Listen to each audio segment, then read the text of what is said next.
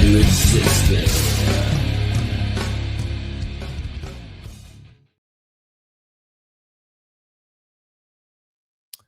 All right, good morning, ladies and gentlemen, and bear with me for a second, having some technical difficulties here. I think we should not be live to Rumble yet, and so let's figure this out.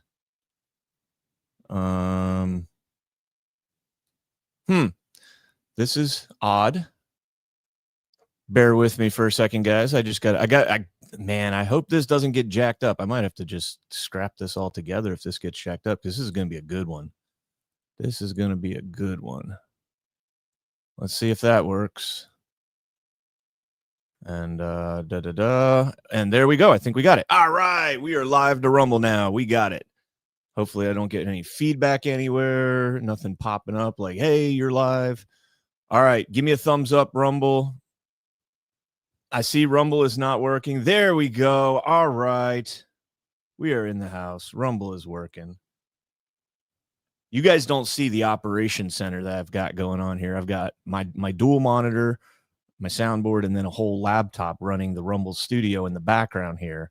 And apparently I did something wrong. I don't know what I did wrong, but here we are. April Land 5x5 Green Ozone. Where we go when we go all 38. Maggravator. Good to see you guys. I got a good show for you guys today in the week in review. Of course, if you guys watch all of my shows, most of this is going to have been stuff that was covered. There is some new stuff that's good that came out last night.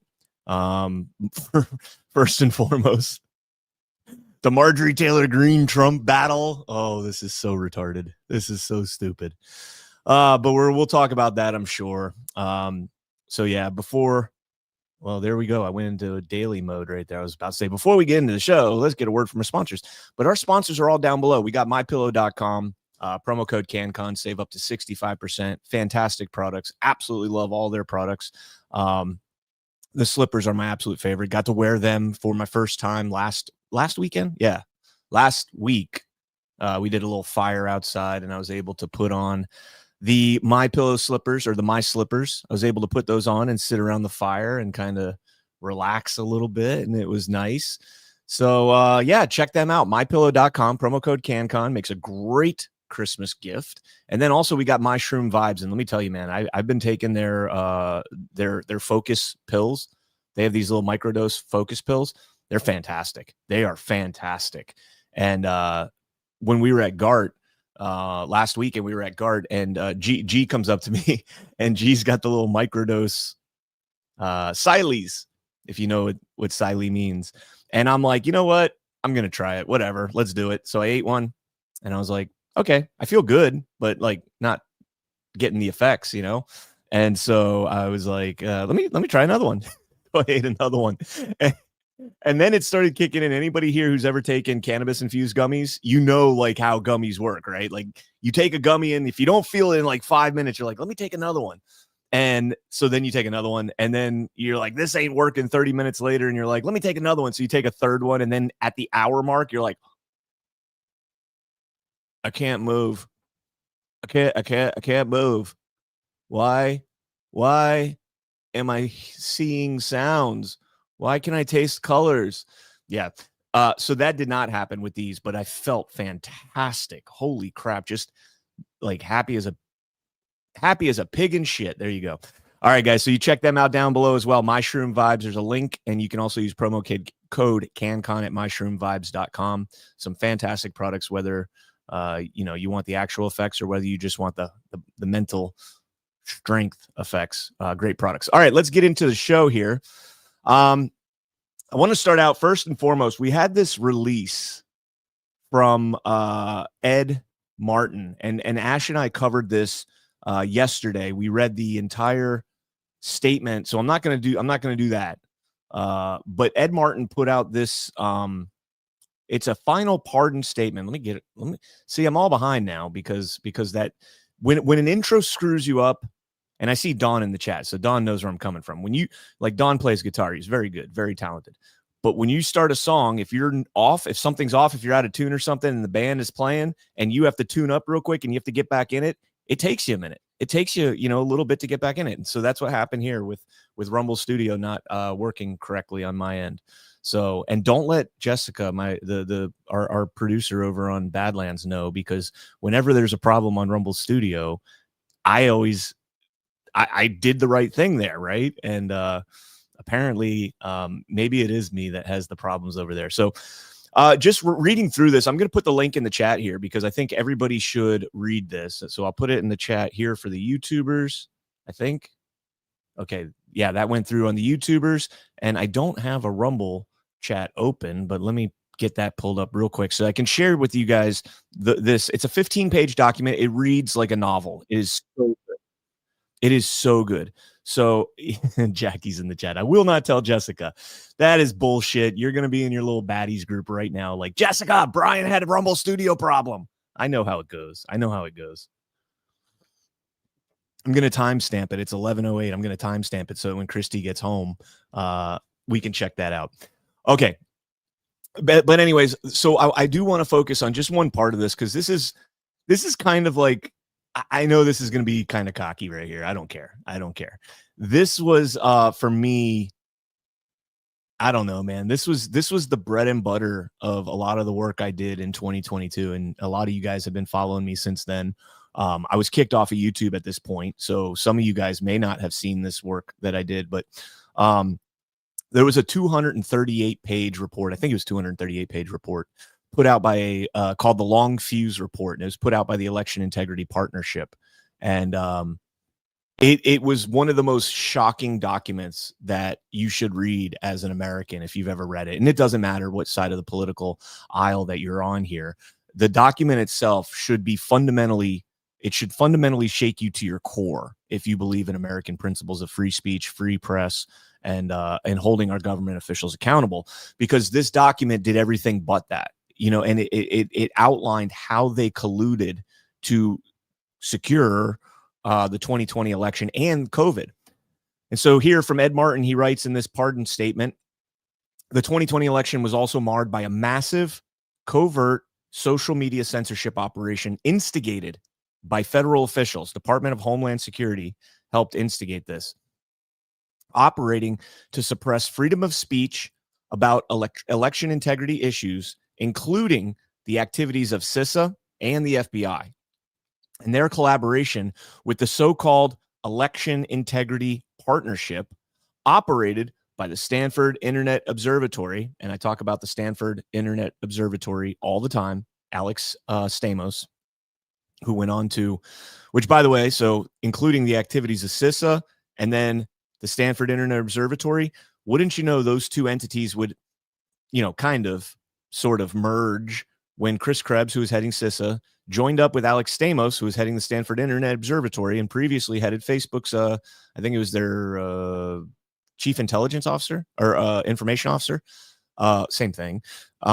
They started a company together, the Krebs Stamos Group. And isn't that funny how that works out? And their first contract, or their first client, was SolarWinds, who is also a hacked, and we still don't know the extent of the SolarWinds hack from 2020.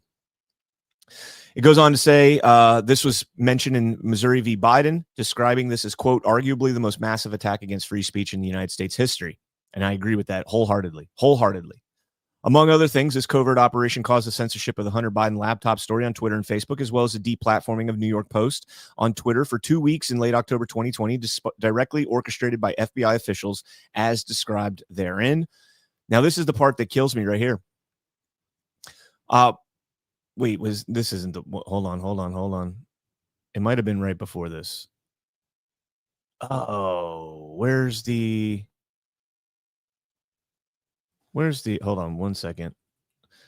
There it is. Notwithstanding this unprecedented media censorship campaign, ordinary citizens, me, a lot of you guys out there as well. Yep. Ordinary citizens. I guess journalists aren't ordinary citizens. I personally don't have much love for most journalists, but, anyways, ordinary citizens throughout the nation courageously and accurately reported widespread fraud, corruption, anomalies, and unlawful irregularities they had witnessed during and following the election, tainting the integrity of the election results in at least 7 states. These reports, supported in many instances by sworn affidavits, expert testimony, and reports demonstrating votes cast illegally but nonetheless counted, credibly alleged significant deviations from bedrock election security measures such as signature verification, chain of custody, and voter registration laws and requirements, among other egregious departures from duly enacted election laws and procedures. I love this statement from Ed Martin. I think I'm going to print this out so that I can keep this forever. I think this needs to go into the National Archives and be a document that we go back to every decade to remember what our government did to us during this time, not just in terms of the election, but in terms of COVID and so much more, and so much more. And it all will be revealed. It will all be revealed. All right, let's again, I put those links. If you want to scroll up in the chat a little bit, you guys can scroll up and check that out. Let's go ahead and jump into this clip here. And the key to this clip is the first 2 minutes, or excuse me, the first 20 seconds. Excuse me. The clip is 2 minutes. I'm going to play the whole clip, but this is the Fulton County Board of Registration and Elections meeting on November 7th, 2025. Now, Fulton County BRE is the board currently being sued by the Georgia State Election Board to give all the physical paper ballots, and they've been being sued by them. They've been being sued by them for the better half of a year. Of course, you guys all know, very educated audience, you guys know about Garland Favorito's lawsuit, Voter GA. I've covered this numerous times, more times than I could count on my fingers, toes, and the hairs on my head, which are 0. So actually, there's a lot of follicles. They're just not long. So yeah, it still probably does align with the hairs on my head.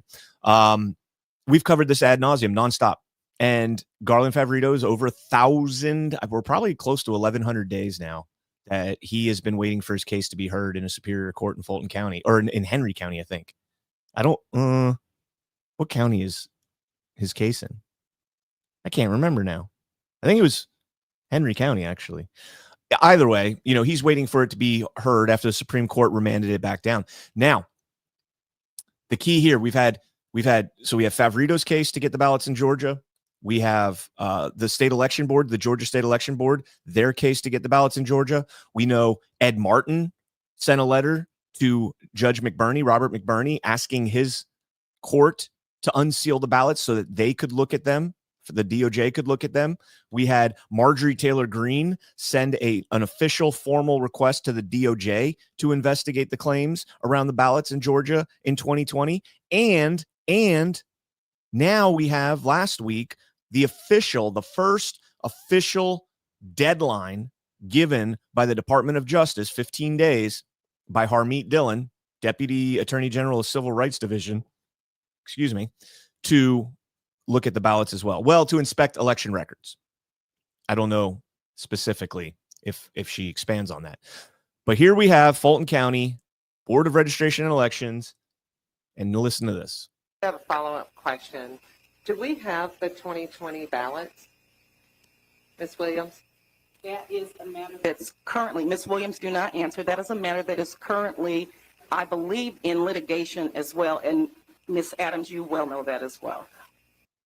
So Julie Adams is one of the allies that we have, you know, a warrior and a patriot for election integrity on the Fulton County Board of Registration and Elections. And she asks, do we have the 2020 ballots, Miss Williams? And then the woman in the middle, I don't recall who she is. If my friend is listening, he'll probably text me and tell me who it is. Says, don't answer that. Don't answer that. That's subject to litigation. Okay. You can't answer whether or not you have the physical ballots. This is not just subject to litigation. This is public interest. This is massive public interest. All right, let's play the whole thing now. I'll play it from the beginning again. I have a follow-up question. Do we have the 2020 ballots, Ms. Williams? That is a matter that's currently, Ms. Williams, do not answer. That is a matter that is currently, I believe, in litigation as well. And Ms. Adams, you well know that as well. It is not in litigation. If we are not asking if we have the ballots from 2020. I'm a board member. am allowed to ask a question about documents from 2020. Do we have I believe that is Do we the have the case. So- ballots? As you've been told several times, the ballots are in the possession of the Clerk of Superior Court. So she has physical. They are physically in the Clerk of Superior Court warehouse and secured in that location. Okay. They've been there for That's 5 years. The ballots and the records. Correct. From that They are, election. for the past 5 years, they have been in the Clerk of Superior Court possession. Okay. I had been told actually earlier that they were in our warehouse. Nobody told you that, and they are in the clerk's Well, wait a possession. minute. Let's not debate that. You asked the question. She did give the answer. And I think the public does know that this matter is before, I believe in Fulton County Superior Court, this matter is sitting there right now. And I believe there will be a ruling soon. I mean, I'm presuming since it's been there. Right. Well, I do want to go on the record that I think with this letter from the DOJ that we should comply. And just want to go on the record that I am not fighting it at all. I think that with all the questions, we need to comply. We need to get all of the questions stopped. If everything's right, they'll just say everything's right, and it'll be great. But I just want to be on the record that I'm not obstructing anything from the SEB or the Department of Justice. All right. Damn. So Julie Adams comes out and says, well, you're saying now that they're in the clerk of court in their possession, but I was told it was in our own possession in Fulton County warehouse. And then goes on to say, and this is the part that I love, I think we should comply with the DOJ. That absolutely you should. How much funding do you receive from the DOJ, from the federal government, to run your elections? Yeah, you should absolutely comply. And, you know, I'm speaking off the top of my head here, but I'm pretty sure there are requirements in HAVA that they comply. Also, there's court orders. There are court orders. The Georgia State Election Board is the authoritative oversight over how the elections are run in Georgia. This is their job. And as Julie Adams said at the end, why don't we just give it to them? Let's put all these questions to bed. Just give it to them. They can't just give it to them. We all know why they can't just give it to them. Oh, man. You know, I didn't want to spend this much time on this subject, but I do feel like I feel like I want to play this again because this is by far my favorite clip of all time. And I picked something up new on this last night while we were on Why We Vote. I played this clip last night and hat tip to my friend Kevin for sending this over to me on the spot like that. Like just whoop, here you go. Here it is. This was Georgia Secretary of State Brad Raffensperger on, you know, the whole 2020. This was, I think, the day or 3 or 7, however long it took him to count the ballots after the election there. And I'll point out what I caught that I thought was really interesting, and but I'll just play this. Let's get back to our election coverage and another check of the electoral map. Check those 9 states out in gray. Still at this hour, undecided. The presidential. Let me see if this has a date when it was published. Specific timestamp. It does not. November 4th, 2020. So this is the day after the election, right? And you've got 1, 2, 3, 4, 5, 6, 7, 8 states that we still don't know. 9 states. Alaska's down there. 9 states. Because there was really a possibility Alaska could go for Biden in that election. 9 states on November 4th that we didn't know. We didn't know. And we all know that it was really going to focus down to this one here, Arizona, Nevada, maybe, but this one here for sure, Wisconsin for sure, Michigan for sure, Georgia 100%, and the most important, of course, Pennsylvania. And then North Carolina was just kind of sitting back there as like the, as the emergency, like break glass in case of emergency. That's what North Carolina was. Like if we have to, if we lose Georgia and we lose Wisconsin, we're going to have to pull North Carolina. That's what I think. but and Nevada as well. And Alaska is always, you know, I don't even know why Alaska's there.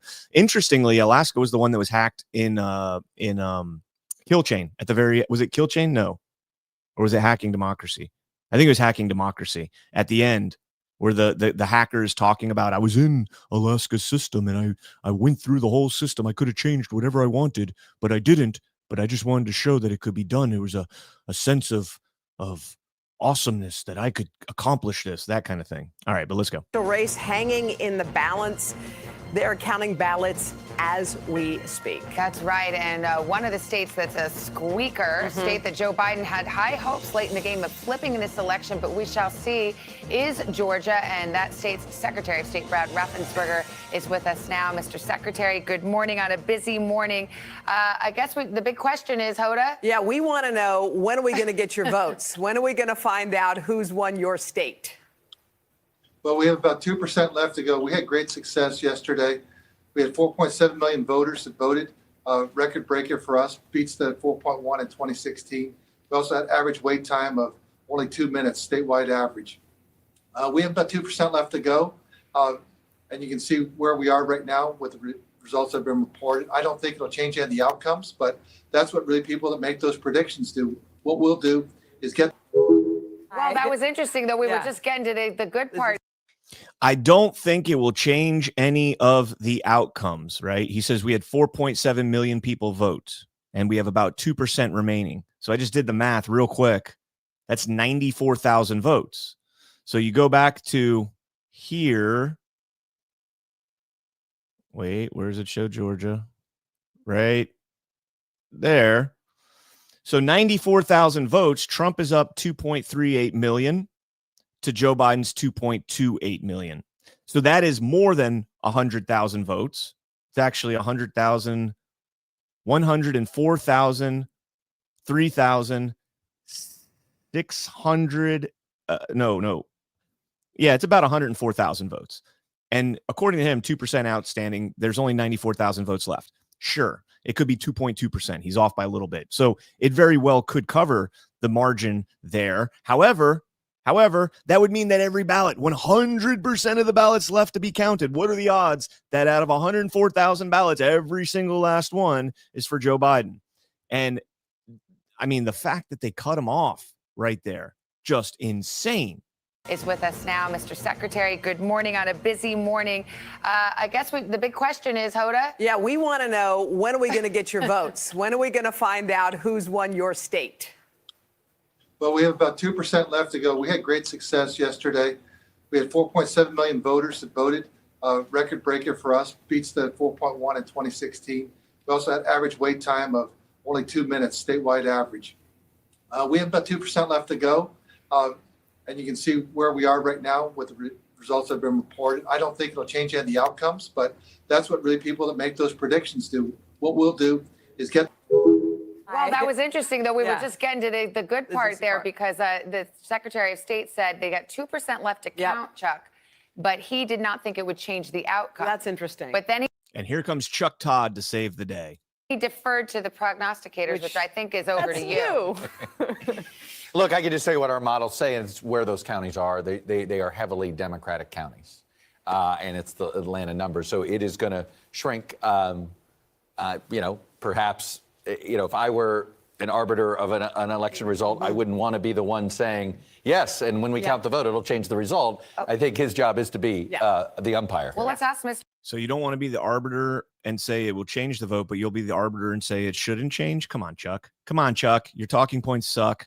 Secretary, can you hear me now? You just were saying something. I'm getting phone bombed or something. Okay, so she's writing. I want you to notice this in the red dress. I can't remember her name. She's writing on her pink pad right there. Oh, okay. Well, fair. You're a busy guy. You're probably all your friends wanting to know the same thing we want to know, which is when is Georgia going to report its results? But you said something interesting, sir. You said 2% left to count. You didn't. And then what's that all about? I guess we got. Well, fair. You're a busy guy. You're probably all your friends wanting to know the same thing we want to know, which is when is Georgia going to report its results? But you. It's paused. That's interesting. You said something interesting, sir. You said 2% left to count. You didn't think, however, that it would be changing the outcome. Right. Is that based on your analysis of where those votes are outstanding, or are you just guessing it because of the fact that it's only 2%? We don't guess. What we do is report. We just see where the Oh, wait, what did he just say right there? Analysis of where those votes are outstanding, or are you just guessing it because of the fact that it's only 2%? we don't guess. What we do is Oh, we don't guess. Are you just guessing that that it's going to stay Donald Trump? Are you just guessing? Well, we don't guess. We actually know exactly how many votes are left because we know how many people checked in and all that stuff. Yeah, we don't know. Yeah, thank you, Savannah Guthrie. Thank you. We don't guess. We know. report. We just see where the candidates are right now in both presidential, congressional, senatorial, and you look at how many votes are out there. Even if one of the candidates got 100%, it probably wouldn't be enough to move it one way or the other. Even if one of the candidates got 100%, it wouldn't be enough to move it one way or the other. But it is what it is. We'll just wait till everything's done. The county's working diligently to get that done today. Okay, can I ask you, sir, there was a report from the... Now, this is the first time I ever noticed this. Last night while we were on Why We Vote. This newsroom knows what they have segmented, right? They know that Brad Raffensperger is coming on at 11:15, and I'm making up the times here, but Raffensperger is coming on at 11:15. He's going to be on from 11:15 to 11:25 or 11:21. You're going to have a commercial break at 11:21. That's going to be a 45-second break. You're going to be back at this is all laid out. You're going to talk about this. Then you're going to ask him this. Then you're going to go to this. Then you're going to go to this. It's all scripted media. She's going off script here. She's looking at her cell phone. She's looking at her cell phone and not the reports, that are put in front of her, the papers that are put in front of her. Chuck Todd's got his laptop over there. She's got her laptop over there. She's looking at her phone here. It appears to be from the United States Postal Service data. Let me go back. Get that done today. Okay, can I ask you, sir, there was a report from it appears to be from the United States Postal Service data showing a failure to deliver mail ballots from voters across the country on Election Day, including in Georgia, in the Atlanta area. Do you know anything about that? Well, we have no control over the Postal Service. That's why. All right, we can stop there. But I just wanted to show you, that's the first time, as Raffensperger is coming out and saying that, we don't guess here. We know that this is not going to change the results. We know this, right? Clay Parikh spoke with 8th and I Marines. They don't do math for Marines anymore. Well, we just became just a little bit smarter than every other branch there is instead of a lot smarter than every other branch there is. Oh, well, Semper Fi, Devil Dog. Happy 250th.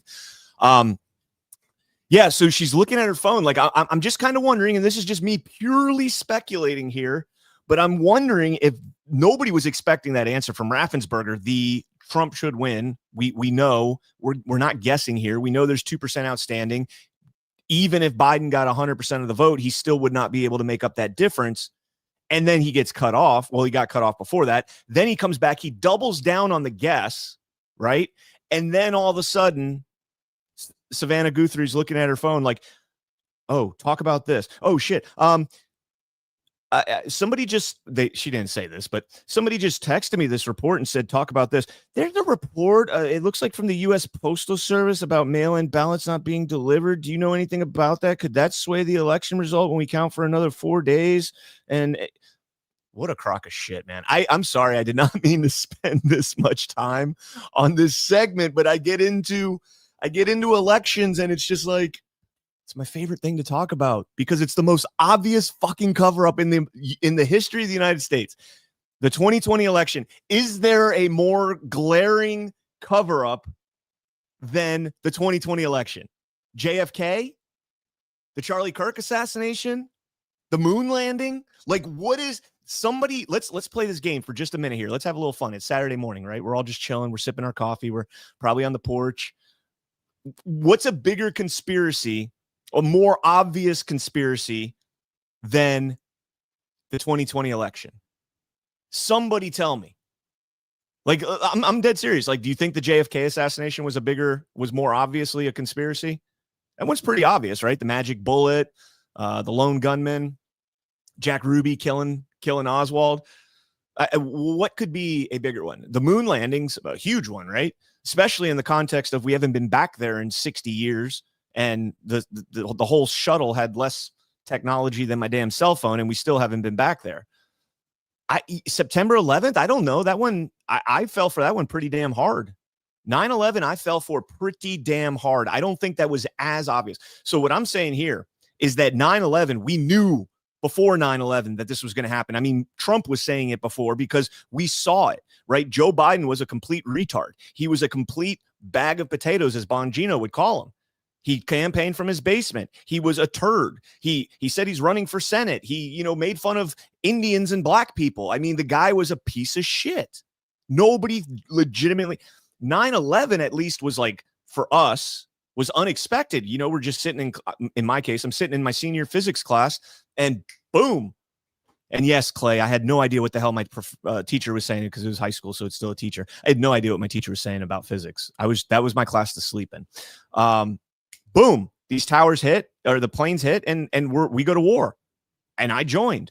So I don't think 9/11 was 9/11 a bigger conspiracy? Perhaps.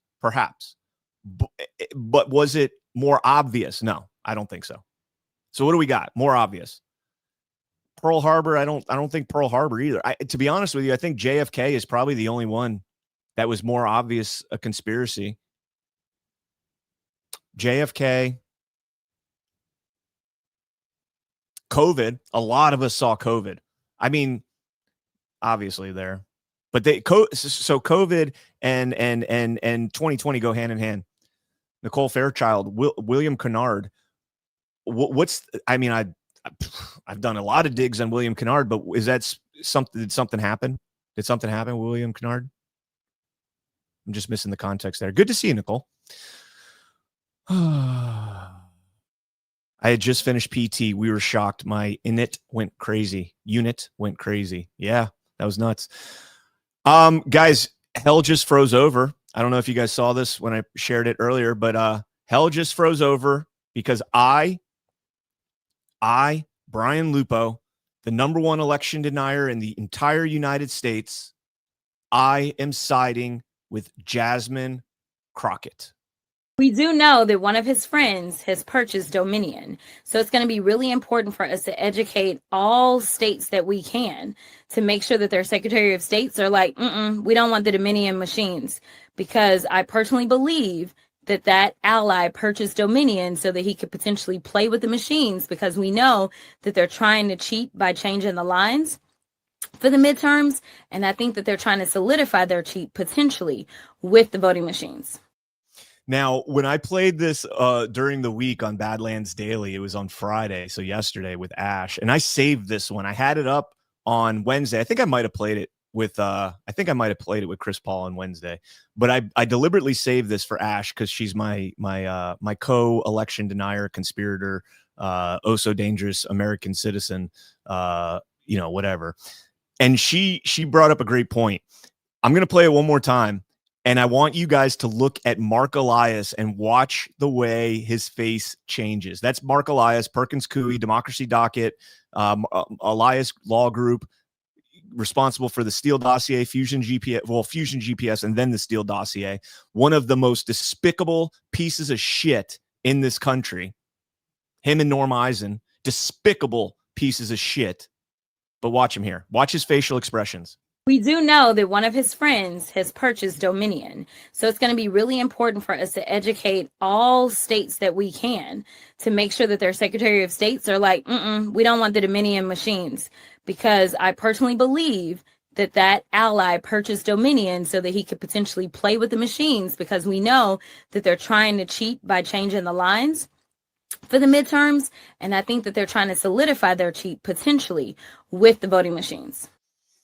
That is just rich right there. Mark Elias goes from smiling and maybe laughing a little bit to, you could almost hear like the swallowing sound in the cartoons. Like you could almost hear Mark Elias do that when he's like, holy shit, it's come full circle.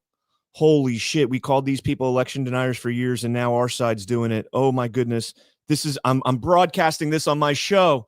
Censor him, kick him off of YouTube, destroy his life. Oh, You cannot dislike these people enough. But hey, hat tip to Jasmine Crockett right there. Hat tip to Jasmine Crockett.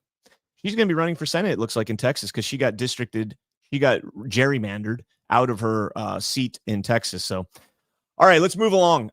So let me just plug this, because I've got 1, 2, 3, 4, 5, 6 more stories, and then I'm going to do, and if you guys watch me on other platforms, you're going to be like, oh, not this again. I'm going to do my Epstein dig again. And I'm going to go, last night I went even further with it, and I'm going to do it in a way this time that I can clip it. So I clipped the alpha segment I did on Tuesday.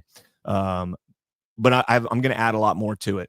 And so if you have heard me do the Epstein dig, probably going to be a lot of the same stuff. But that's going to be kind of the way out of the show. And that's probably going to take me like 45 minutes to an hour to go through. So stay tuned for that. All right, let's jump into the story I wrote yesterday for the Gateway Pundit. USDA Secretary Brooke Rollins calls for SNAP program to be rebuilt. Everyone will need to reapply. Can we do voter rolls next, please? I had to get that in there. I had to. I was like, how can I sneak in voter rolls? There it is. Sneak in the voter rolls. If you guys have been listening to my show for the last month and a half, maybe, basically since before the government shutdown, I had been saying that we gotta dump SNAP. And then when I found out that SNAP was going to expire on November 1st, and that's also the same day that work requirements kick in from the one big beautiful bill, I was like, bro, this is perfect. Perfect time to dump SNAP and hold it accountable, right?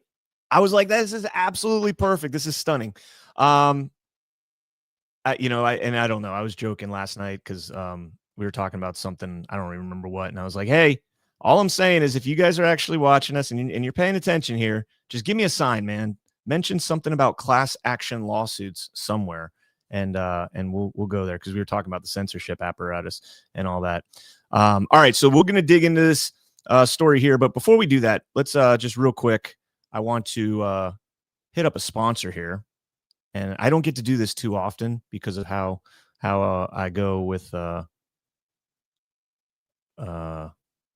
how we go with Rumble. So, all right, guys, I want to share you guys a quick story about a farming family supporting this channel. 8 years ago, they had a brother who returned from Afghanistan, God bless him, with significant injuries.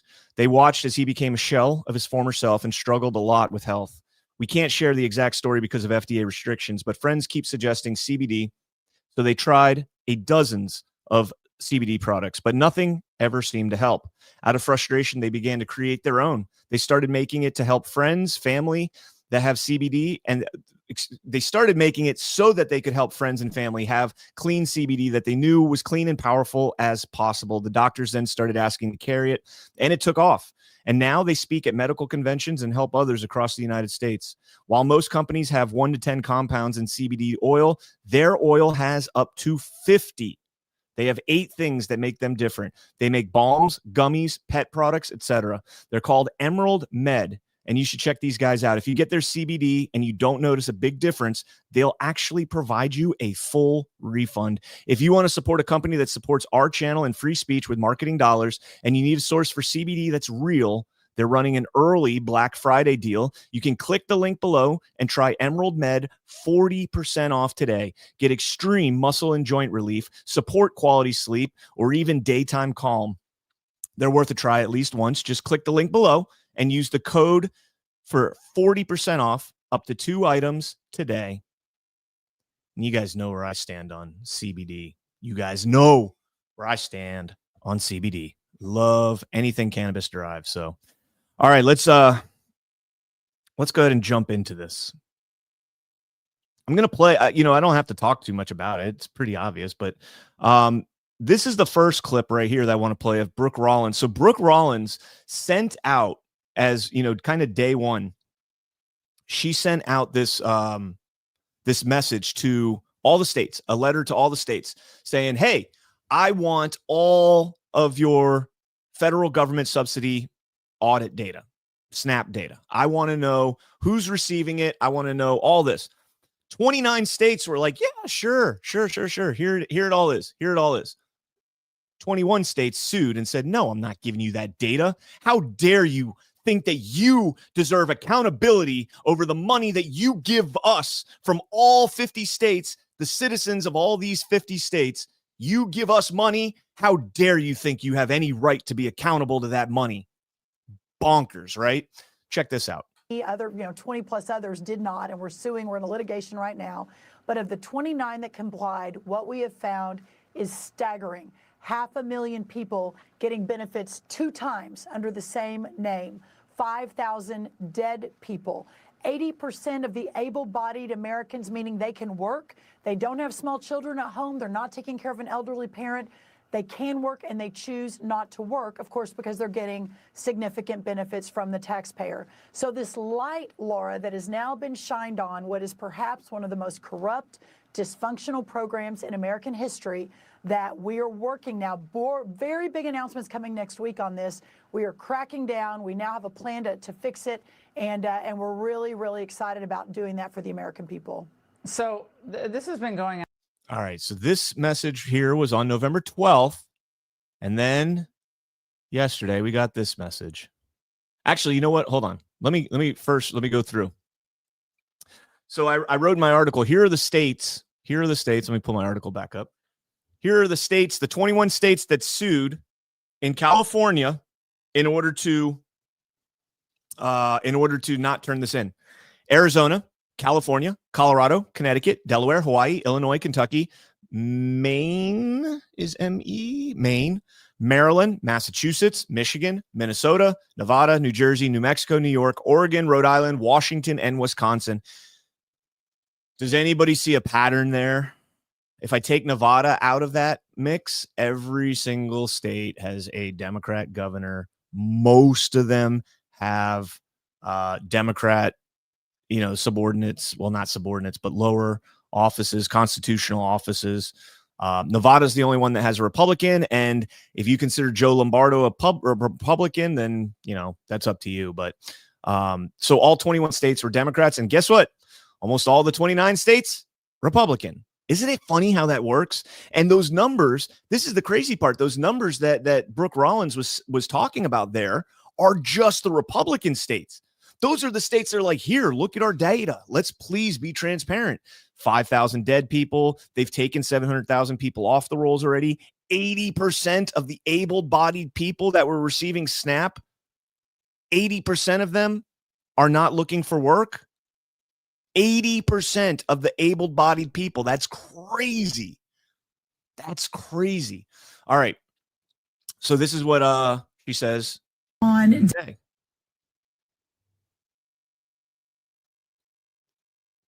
Make sure the volume's up. Day one, when I was sworn in, which was earlier this year in February, the very first thing I did was send letters to every single state in America and said, never before has the federal government asked for the data, but it is a new day. President Trump is the president. Never before has the federal government asked for the data. Man, guys, think about that in the context of every facet of our lives. How much has the federal government just been able to obfuscate everything that they do, and the states obfuscate how they spend our taxpayer dollars? And this is the stuff that, it should be bottom of the list, to be honest with you. I'm more interested in how much we're sending overseas, the color revolutions and everything else like that. I'm more interested in that than I am, doing something that's going to possibly take away, people that are absolutely desperate and need it. But it still has to happen. It absolutely has to happen. And this is why, when people say I'm more concerned, like I'm doing right now, you got to understand that there's 20 cabinets in the executive branch. Well, I think there's more than that now. They all have a de facto quote unquote president that presides over that particular cabinet, that particular bureaucracy, that agency. And then they report back to the president, who's the, sole arbiter of all of it, or a sole executor, of all of it.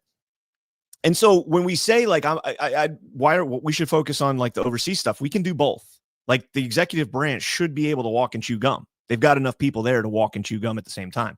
So, all right, we'll keep going with this. It just blows my mind that Brooke Rollins is nobody's ever looked at this data before. How the fuck have we not looked at this data before? We know there's a lot of fraud. We need to help partner with you all to figure out how to make sure that this money and these benefits go to those who truly need it and not rife with fraud and corruption. 29 states, mostly the red states, responded with their data sets February, March, April. So the numbers that you're talking through, those are numbers that we have been collecting and analyzing since early summer, late spring. The fact that this spotlight shined on SNAP has allowed us to talk about it. But here's the most unbelievable news I have really just over the last few days, that 5,000 dead people, that was just 1 month. The number is closer to 186,000 deceased men and women and children in this country are receiving a check. Now, that is what we're really going to start clamping down on. 500,000 are getting 2. But here's the really stunning thing. This is just data from those 29 mostly red states. Can you imagine when we get our hands on the blue state data, what we're going to find? It's going to give us a platform and a trajectory to fundamentally rebuild this program, have everyone reapply for their benefit, make sure that everyone that's taking a taxpayer-funded benefit through SNAP or food stamps, that they literally are vulnerable and they can't survive without it. And that's the next step here. I mean, that is absolutely crazy. The Democrat states, right? The states that Brooke Rollins came out, a month or so ago and said, we know they're using EBT, SNAP. We know they're using it to buy votes, to buy voters. Oh, we know that there's no illegals on it. That's what they tell us all the time. There's no illegals on the voter rolls. Illegals aren't receiving SNAP benefits anywhere. Well, they probably call it a different name or something. I don't know. But dude, like any court that interferes with the federal government conducting oversight, I mean, that's the most fucking insane thing I could ever think of. And I apologize for the language, but this really grinds my fucking gears, man. That a court has ordered them, the 21 states, that they do not have to comply with this data request. That is insane. That is insane. Could you imagine? I think the equivalent here would be like a franchisee, right? Well, I don't want to say the states are franchisees, although they kind of are the way that we're going now, the way they're dependent on the federal government. Maybe not in the original context and foundation of our country. The states had much more sovereignty than they have now, but enter the Reconstruction Amendments and everything else that went downhill from there towards federalism. And sure, imagine McDonald's saying to all of their franchises, hey, we need to see your payroll. We need to see your expenditures on supplies that you're buying and making sure that you're buying them from approved vendors and everything else for accountability to make sure that our brand is still being maintained. And a judge comes in and says, no, you don't have the right to do that. You can't look at all the vendors that they're buying from and look at their employees and the wages that they're being paid. You can't do that. That's insane that a judge said the federal government does not have oversight on the taxpayer money that we give to the federal government and they in turn give to the states. That judge should be sent back to frickin' North Korea, Vietnam, some communist shithole. That's insane, man. All right, let's get back into the article here because there's a couple other highlights down here. I don't know if you guys have seen all these videos, but let's go ahead and play these. This woman here is on Snap. Let me make it full screen here. Check this out. Thank you for calling New Jersey EBT customer service. I don't know if you guys can hear that, but she's on the phone. Says, thank you for calling New Jersey EBT customer service. Press 1 para español. For EBT, press 1. Enter the last 4 digits of your phone. Enter your PIN. Okay, so she's checking her account balance. Enter your last 4 digits of your social, enter your PIN, and now she's got it on speakerphone. She's going to play it. And how much do we think she's got in there? Your SNAP balance is $23,235. Your SNAP EBT balance is $23,235. Your SNAP benefit balance is $23,000 and $23,000. and $235 as well. Doll hairs. Those are doll hairs. The rest are dollars. Those are doll hairs. $23,000 in her Snap account. No, that's not impossible, Derek Stark. I know personally people that have, a couple $1,000s in their account. It's unfortunate. It's unfortunate. Here we go. Quarter of food stamps spent in one day because we will not have them after the 31st because of the shutdown, which is fine. I will make it stretch for at least 1 to 2 months. I got 130 items for $364.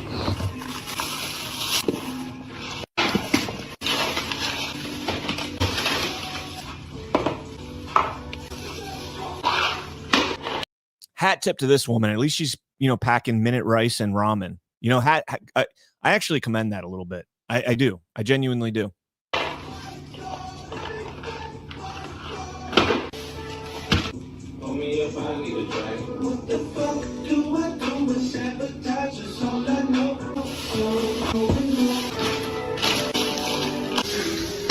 And I do want to say my boyfriend works 50 to 55 hours, but all of his paycheck goes to rent, and then the little bit rest goes to the rest of our bills because nothing is included in this apartment. Yeah, that's called life. That's called life. And it hits all of us. That wasn't the bad one. This is the bad one. He told her, bounce that ass just like your friend do. Throw it.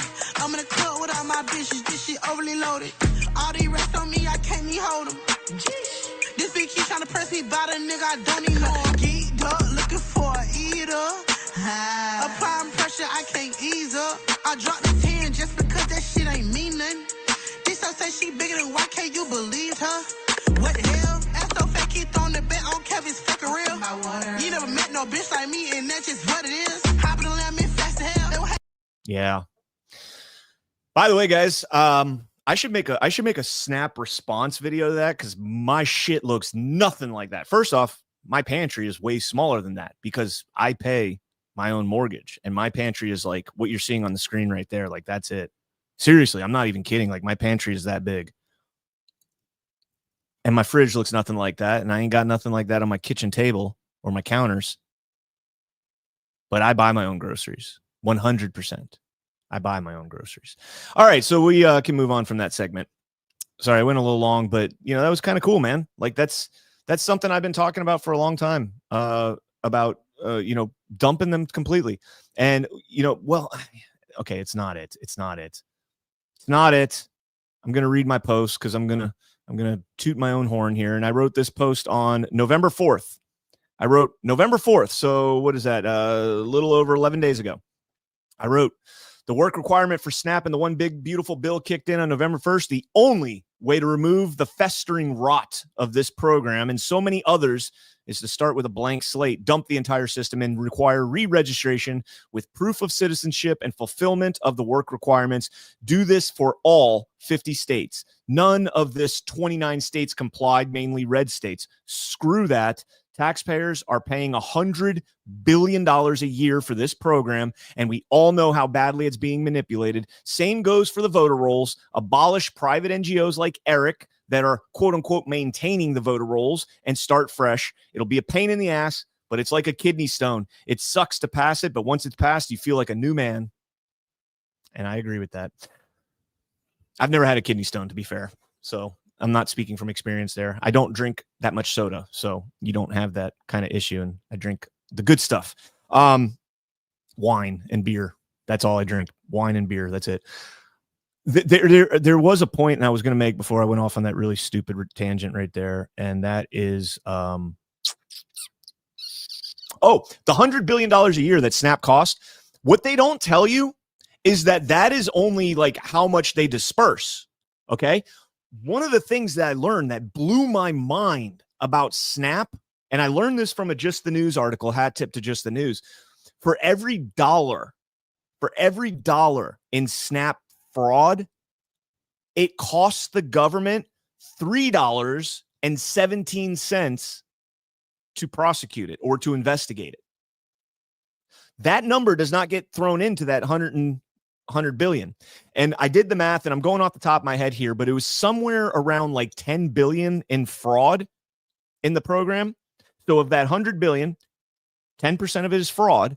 However, that 10% cost $3.17 or something along those lines, over $3 per dollar to investigate. So 10 billion becomes 31 billion. When you add 10 billion plus 31 billion, you've got 41 billion. So now you've got, between 130 and 140 billion dollars for this program.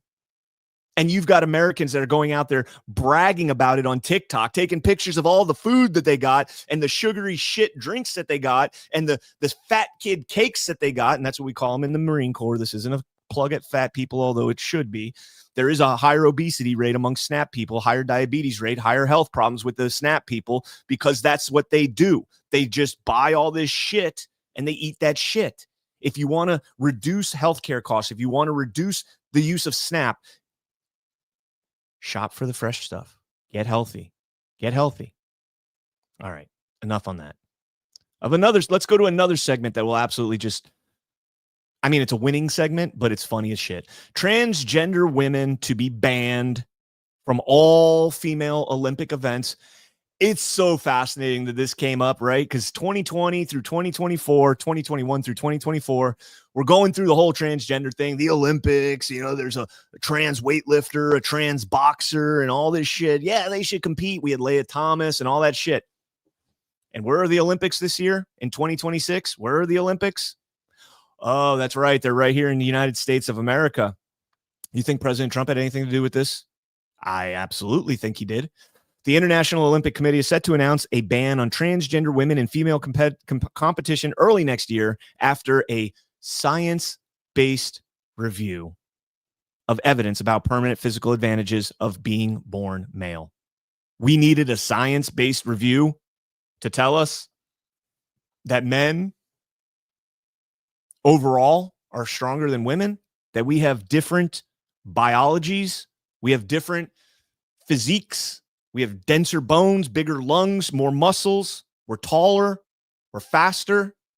Sorry, ladies, you guys beat us in everything else. I'm just throwing that out there. Like, if I had to choose between being 6'3" and an absolute bag of rocks for a brain, or being 5'8" and being a drop dead gorgeous genius, I would definitely take the latter. I would definitely take am I trans? Did I just come out as trans? No, I'm just kidding, guys. No, it's basic physiology, guys. We've known this for so long, but the International Olympic Committee has finally caught up. Yay, congratulations. Congratulations. How dare you? Hey, shut up, Gretchen. Or Greta. Greta, shut up, Greta. All right, let's get out to California, where our boy Gavin Newsom, as my friends at Badlands call him, our boy Gavin Newsom caught red-handed. Trump's transportation secretary, Sean Duffy, exposes California's illegally issued 17,000 KEK commercial driver's license and gets them canceled. Basically, they went through and did an audit of the California driver's license, Sean Duffy and the Department of Transportation, and found that there were 17,000 non-domiciled CDL holders, which are no longer meeting federal requirements. They're against the law. And Sean Duffy said, you got 60 days that you're going to be able to drive. And after that, your license is suspended. Afuera, in the words of Javier Milei, afuera. It says the FMCSA requires California to provide its full audit of all of its domiciled CDLs so the agency can verify that every illegally issued license has been revoked and that the failures that allowed these licenses to be issued are corrected. Now, this could turn into, I'm sure California's going to challenge this, because that's what they do. They sue if you do something they'll sue to protect the immigrants, and they tell you to kick rocks, right? The Palisades people who have been waiting for like 3 years now or 2 years to rebuild, almost like Adam Carolla knew that this was going to happen. He called this. Within weeks, he was like, yep, there ain't going to be shit done in the Palisades. Malibu is going to be a shithole. It's going to be high-rise buildings for, cheap housing and whatever the case might be, or it'll be, paradise for Oprah Winfrey and Mark Zuckerberg and all those other rich cuck billionaires. But anyways, yeah, so I'm sure California is going to challenge this if they haven't already. I'm sure they're going to challenge this, and I'm sure they'll find some liberal lunatic judge who will say, yeah, you can't take away these people's licenses. They're illegally in the United States. We're letting them drive 80,000-pound rocket sled on rails. If you've ever seen Convoy or listened to Convoy, that's a hat tip to there. Chris Christopherson. It's a rocket sled on rails. That's such a great song. We got a great big convoy rocking through the night. We got a great big convoy. Ain't she a beautiful sight? Come on and join my convoy. Nothing gonna get in our way. We're gonna keep these truckers rolling all the live long day. I don't know that wrong. Convoy. All right. Anyways, so yeah, what could happen here? A judge will eventually rule this. Just put California on an island, right? Just federal government put out an order that if you're on an interstate highway that's maintained by the federal government and you're caught with a California CDL on that road, and don't just do it for the non-domiciled, do it for all the CDL drivers in California. No more fucking around with this shit, right? No more fucking around. You want to give illegal immigrants more rights, right? The Biden administration gave them the right to carry guns. Well, a judge did, not Biden specifically. Fuck this shit, man. It's time to fight back against this. And, this administration, look, if California wants to sue to protect illegal immigrants that are driving trucks illegally, taking away American jobs, quality American jobs, then fight fire with fire and just tell them, okay, you're on your own. You're on your own. There's now an invisible electric fence all the way around California. And if you get caught outside the state of California with a CDL and you are, and you're pulled over on an international, on an interstate highway that's maintained by the Department of Transportation at the federal government, kick rocks. You're getting a ticket. Let's do it. All right. That's not all the trouble that Gavin Newsom has. Gavin Newsom, another one here. California political consultant and former official charged with conspiracy to commit fraud and obstruct justice, false statements, and tax crimes. Now, this is Dana Williamson. And Dana Williamson is a 53-year-old woman from Carmichael, California. She's charged with 23 counts. And this is fascinating. All right. This is fascinating. For those of you who are Anons or who subscribe to John's devolution theory, or both. You can be both, right? I think they're very much adjacent. Devolution and Anon and Q. They're very adjacent. Check this out. Dana Williamson is the former chief of staff of Gavin Newsom. And this investigation into Dana Williamson, the former chief of staff of Gavin Newsom, who resigned in November of 2024 after the writing was on the wall when Trump was elected. Well, the investigation into her was opened 3 years ago. Quote, today's charges are the result of 3 years of relentless investigative work in partnership with the IRS criminal investigation and the U.S. Attorney's Office in California.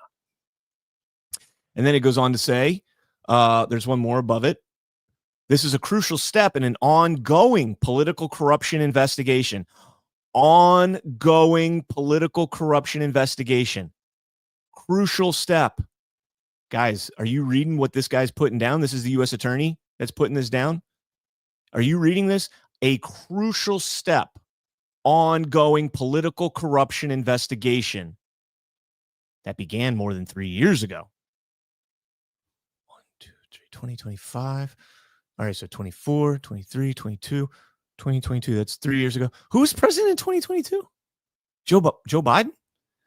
So this investigation started under the Joe Biden administration, an ongoing political corruption investigation into Gavin Newsom's chief of staff?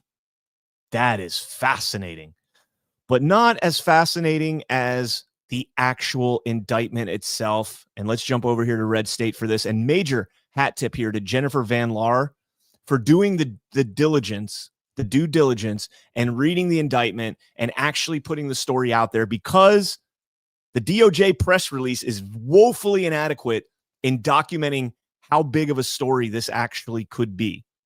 Remember, crucial step, ongoing political corruption case. Ongoing.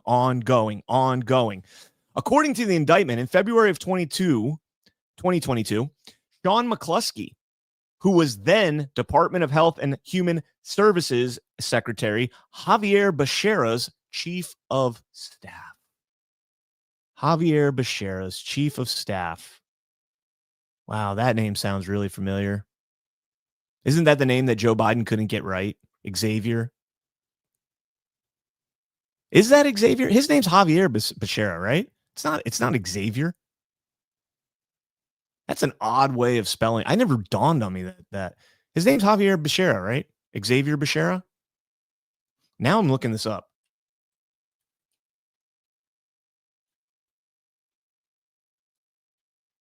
Now I'm confused. Is it Javier? His name is Xavier. I always thought it was Javier.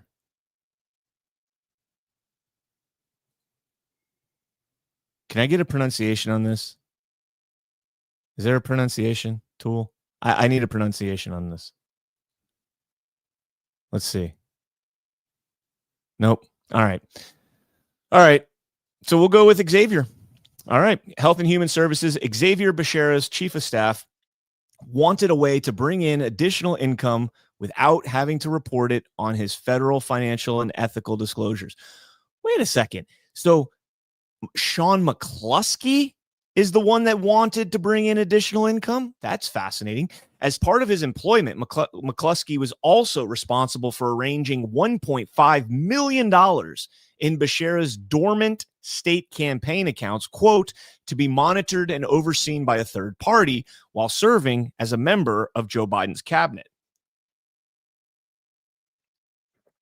So he and Williamson devised a plan by which Williamson would become Becerra's campaign for account management. And after the funds worked their way through various entities and a payroll provider, they would end up in McCluskey's bank account, ostensibly as his wife's salary. McCluskey's wife, who had previous professional experience with media companies such as The Washington Post, did not work for Williamson and was a stay-at-home mom. McCluskey and his wife received $225,000 from Becerra's accounts. Williamson's firm, Grace Public Affairs, received $74,000. This is not going to be like a Williamson and done thing. Williamson, one and done. This is not going to be a Williamson and done thing. This is a big deal. This ties back. First off, it shows massive corruption in the Attorney General's office or in the state of California. Newsom's chief of staff, Javier Becerra, Xavier Becerra. It is Javier. Somebody, where's my chat? I got to check. English, Javier, Xavier, Spanish, Javier. Well, I prefer to Jeez, Clay, what an ass. Way to make me feel bad because I'm on a Saturday morning while my wife is out doing line dancing and I'm here talking to you guys and Clay is in there making me feel bad. Way to go, Gunny. You're supposed to uplift troop morale, right? Staff NCOs. Comes in my chat to troll me and make me feel bad. Javier. I'm going with Javier. There we go. I'm going with Javier. Yeah, but this is a big deal, man. Because this is an ongoing crucial step, ongoing. Williamson is the low man on the totem pole. She was the one laundering the money for McCluskey, it sounds like. And McCluskey, Becerra came out, I had no idea that $1.5 million was missing from my campaign account and being laundered to my chief of staff. Please. This is huge, man. We've seen so many investigations into PPP, the Payment Protection Plan, and all the other stuff that we've seen. We've seen so much on that, but none of it has blown back on the administrations that were administering it. And the fact that this came 3 years ago, the Christopher Wray FBI was like, you know what? Let's investigate the Joe Biden HHS. And let's go after Gavin Newsom, the most likely 2028 contender. And oh, by the way, who was Joe Biden's vice president? Alpha pointed this out. And what was her previous, before she was a senator, what was her previous role in California? Attorney General. What was Javier Becerra's role in California? Attorney General. It's fascinating. Just throwing that out there. All right. Let's jump into this story here from Fox News. Tammy Duckworth, staffer, accused of posing as lawyer in attempt to free illegal immigrant from ICE custody. Now, I'm going to summarize this one because we're running pretty long here. Tammy Duckworth had a consultant in her office, right? I forget his exact position. He was a staffer, and he was a constituent outreach coordinator for her Senate office named Edward York. And he went to a DHS field office and went in deliberately targeting a specific individual and said, this guy has legal representation now, basically. And they said, well, you got to fill out this G28 form. And so the guy fills out the G28 form and says, hey, you've now got representation. The guy's name was, the immigrant's name was, it's one of those Spanish names. It's got 4 names. Jose Ishmael Ayuso Sandoval. Jose Ishmael Ayuso Sandoval, 40-year-old immigrant, illegal immigrant, previously deported to Mexico 4 times, and had a DUI conviction. All right. Now, the crazy part about this story is that you have a senator going in, sending, a staffer going in. Now, could be on his own accord. We don't know if he was ordered to do it or asked to do it or anything along those lines. But he goes in and forges a document. It appears he's not an attorney, but he goes in and represents himself as an attorney, signs this G28 document, gets the guy into his custody and goes back, and then realizes, like, holy shit, I just forged this document, and goes back retroactively. Now the immigrant's still in custody, goes back retroactively and has a Suarez law firm send in the G28 form and say that here's the form. This is the firm that's representing him. And ICE is like, the DHS officials are like, wait. This form's not signed by Sandoval, but we watched Sandoval sign the form. So what is this form? And then it was basically discovered that this staffer went in there, gave them a fake form, or when they got back, tried to doctor it to cover it up to make it look like an actual law firm was representing this guy, because Edward York appears not to be an attorney. So he could not fill out that G28 form and represent Sandoval.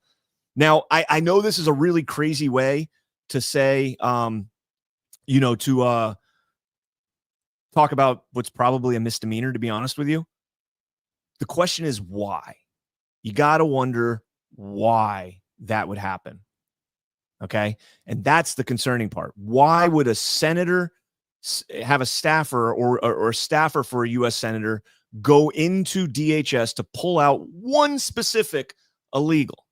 And then, of course, as Alpha said on Thursday, that brings up all sorts of questions about Abrego Garcia and why they're so fascinated with him and all that other stuff. So just some fascinating times right there. All right, guys, if you have not done so yet, please smash that thumbs up. I think, do I have another story here? I don't think so. I think we're ready to get into the Epstein dig here. And like I said, I am going to try and do this in a format that is clippable. But before that, you know what? Let's do another sponsor. How about that? Let's do another sponsor. Let's talk about our friends, our very good friends. I owe this company so much. I can't say enough, because they stood by. You know, we talked about the censorship early on, right?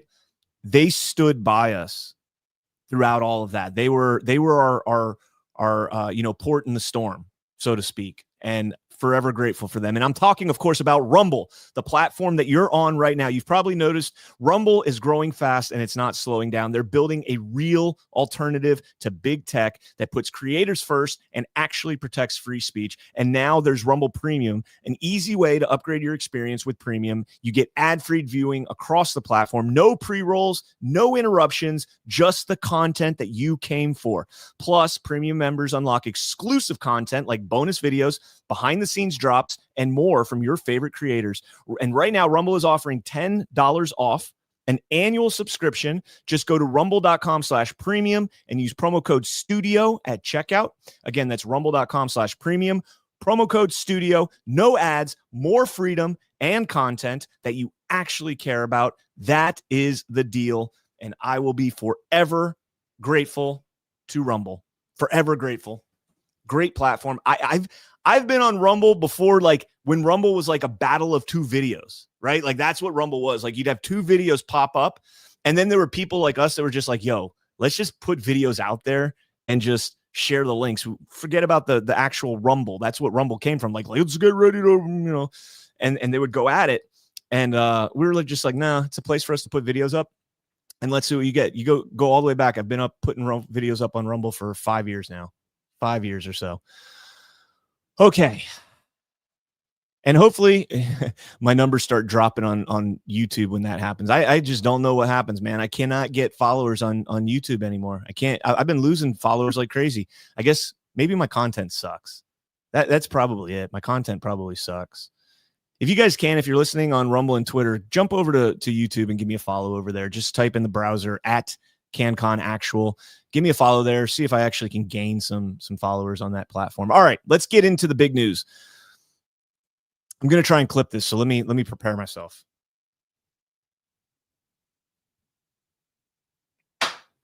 I just scared the shit out of my dog. It's okay, bud. It's okay. Maybe at the end of the show, you guys can say hi. All three of you? All three of you guys want to say hi after the show? What about you, Cash? Of course you do. All right. Let me make sure we got all this set up here. Okay, there we go. Thank you, Dawn. The content does not suck. Thank you. All right. All right, guys, let's get into the Epstein dig here. So this week, the Democrats, and you guys have probably heard me talk about this before, but I've got a little bit of new stuff here, although it's not really new, and I'm going to give credit where credit's due on this. The Democrats released a tranche of emails, and they started out first and foremost by releasing these 3 emails, which is probably the most boneheaded thing they could have done because these 3 emails are insane. Okay. So again, I've done this many times, so I'm not going to really go too crazy with it, but let's jump into the least insane of the 3 emails. And it's this one here. And it's from Michael Wolff on January 31st, 2019. So President Trump is president and all that stuff. Victim. It's a redacted victim. And it's to Michael Wolff. It's to Michael Wolff, and Michael Wolff is a journalist, quote unquote journalist, and an author. He's done a lot of, anti-Trump kind of stuff. He's not a big Trump guy, right? He's not a big Trump guy. And he writes here, he says, victim, redacted, Mar-a-Lago, period. And then strangely, there's another weird period, and Alpha pointed this out, but it looks like there's another weird period right here, right before the redaction, which is interesting. Mar-a-Lago, period, random period, and then a redacted sentence. We have no idea what that is, with a couple spaces after it and another period. And it says, Trump said he asked me to resign, never remember, ever. And then you got that same period thing. I wonder if that's code. Of course, he knew about the girls. He asked Ghislaine to stop. And then the 2 dashes down here that you see. So again, this is the least interesting of the emails. Of course, he knew about the girls. He asked Ghislaine to stop. What the hell does that mean, right? What did he know about the girls? Did he know that Epstein liked young girls? Yeah, he said that. He said Epstein likes them young. Did he know that he was harassing girls in Mar-a-Lago? Yeah, he kicked them out for it. Did he know that, what do you mean by that, right? That's not admission of anything. And the mainstream media is running with that and saying, Trump knew. Look, he said he asked Ghislaine to stop. He asked Ghislaine to stop having sex with underage girls. No, that's not at all what he said. He just said he asked Ghislaine to stop. That's a horrible interpretation of that. Then this is the next big one right here. And again, I'm just going to breeze through these. Michael Wolff on December 16th, 2015. Well, it's down here. Excuse me. Jeffrey Epstein. Well, Michael Wolff writes on December 15th, 2015 at 8:00 p.m. on the dot, which is interesting because December 15th, 2015 is the night of the GOP presidential primary debates. So this is the night, if you want to know the context of the email, this is the night that Donald Trump is going out there for his first debate with all the GOP candidates, and he says, Michael Wolff says, I hear CNN is planning to ask Trump tonight about his relationship with you, either on air or in a scrum afterwards. Then Jeffrey Epstein writes back 3 hours and 45 minutes later. And I'm assuming this is going to be East Coast, because I think Wolff was East Coast and I think Epstein was primarily East Coast, although they could have been around the debates. I don't know. Or they could have been in another country. I don't know. It doesn't tell you if it's Eastern time or if it's Zulu time or anything like that. So let's just assume it's East Coast. So after the debate's over, December 15th at 11:52 p.m., Epstein writes back, if we were able to craft an answer for him, what do you think it should be? And that's kind of interesting because Epstein is on the outs with Trump right now, 2015. He's not, he's a convicted pedophile. He's not in anybody's sights. Trump is running for president.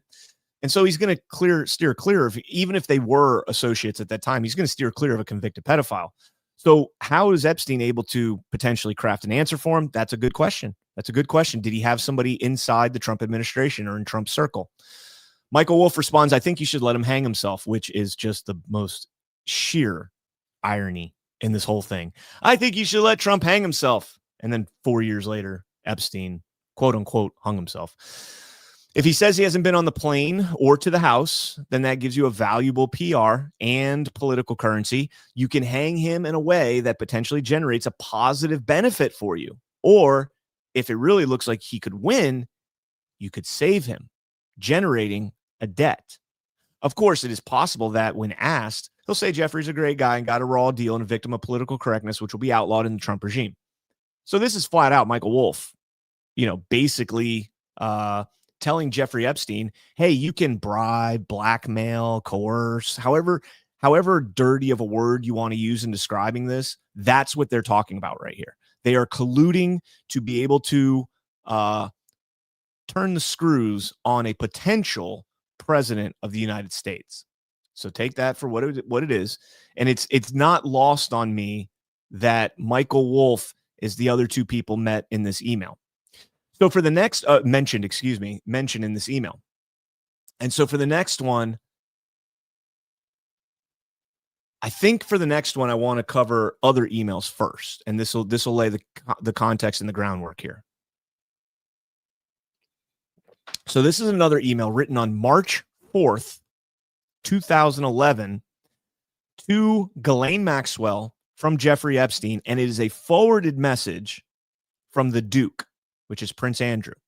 And Prince Andrew writes, hey there, what's all this? I don't know anything about this. You must say so, please.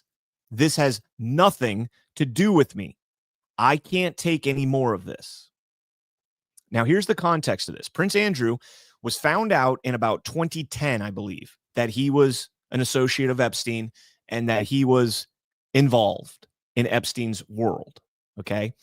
This here is an article from Town and Country in 2011. And it says, in March of 2011, Prince Andrew's ex-wife, Sarah Ferguson, admitted that Epstein paid her 15,000 pounds to her former personal assistant, Johnny O'Sullivan. O'Sullivan claimed 78,000 pounds in unpaid wages and other bills. So around this time in March of 2011, things got really spicy for Prince Andrew, for the Duke. Okay. So now let's look at it in this context. Let's look at this email. And this is why the mainstream media is just a worthless, feckless institution that doesn't actually do the job they're supposed to do. And so people like me, people like you guys out there, people like the Anon community who gets excoriated in the mainstream media, this is what we do. We go layers deep. So on, excuse me, this is not the right email. We go as I'm sitting here talking about going layers deep. I'm pulling up the wrong email.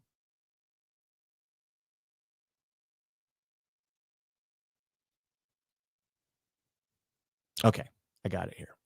There we go. All right, so March 4th, 2011 is when the Duke sends that letter to Ghislaine Maxwell or to Epstein, who forwards it to Ghislaine.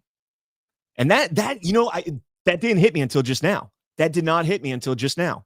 Man, I am killing it here with not having this together the way that it should be together. Okay, so Maxwell, this is a big deal right here in kind of supporting my theory on this. Maxwell sent this to Epstein, or was it the other? You're killing me, Brian. You're killing me. Now I got to make sure that I say this right, because the who sent it to who is actually kind of important here. Come on. Bear with me, guys. I promise this will be worth it. Did I really?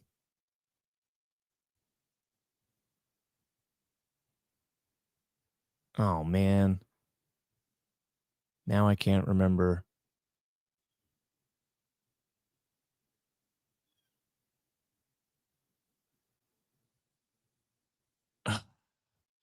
I'm dying here, guys. I completely screwed that up. I needed to know the order in which that email was sent. But you know what I'm going to do? Since I can't find it in my history, I'm going to go back and I'm just going to look at the screen real quick. I apologize. Yep, fucking up already, Smay. That is me. I'm fucking up already. I apologize for that. Let me all right, here it is. So I found it on my own stream, and I can share you guys the screen.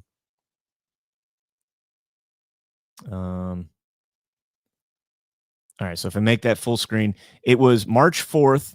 The subject was Ghislaine Maxwell. It was from Ghislaine Maxwell to Jeffrey Epstein. Originally, it was from the Duke to Maxwell. Okay, so that is important that it's Maxwell sending it to Epstein, forwarding her conversation with the Duke. Okay, now, can you go to the original doc release, please? I don't know what you mean by that. What do you mean by the original doc release? Are you implying that these are doctored? I'm not sure what you're getting at with that. Okay, so let's get into this.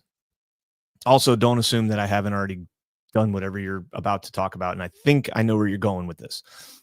So Maxwell sends a letter to Epstein on April 2nd of 2011. So this is almost a month after. Okay. And this is in response to an email that Epstein sent to Maxwell saying, I want you to realize that dog that hasn't barked is Trump. Redacted victim spent hours at my house with him.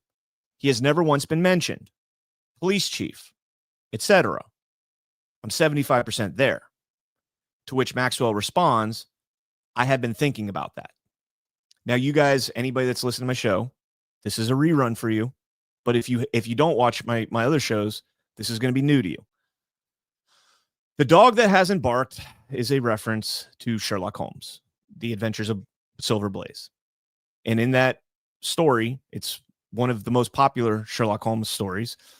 In that story, a man steals a prized racehorse, and Sherlock Holmes deduces a significant piece or uncovers a significant piece of evidence and deduces that the fact that the guard dog at the stable didn't bark means that the dog knew the accomplice, the assailant, excuse me, knew the perpetrator. There you go. And they determined it was the horse's trainer. The horse ended up killing the trainer when he tried to, in self-defense, the horse killed the trainer.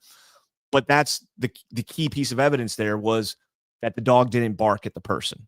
And the guard dog did not alert anybody that somebody was an intruder. And so when you look at it in this context, it's interesting. Now keep that in your mind, because I'm going to explain. Victim spent hours at my house with him. Well, if you look at the Daily Mail, 2011, they didn't redact it. Virginia's unredacted in there. And so they're talking about Virginia Giuffre. And that changes everything, that we now know who the victim is. And the reason that changes everything is not just because of Virginia Giuffre's testimony. Okay? It's not just because of her testimony. The other big thing about Virginia Giuffre being named here is this is in 2011.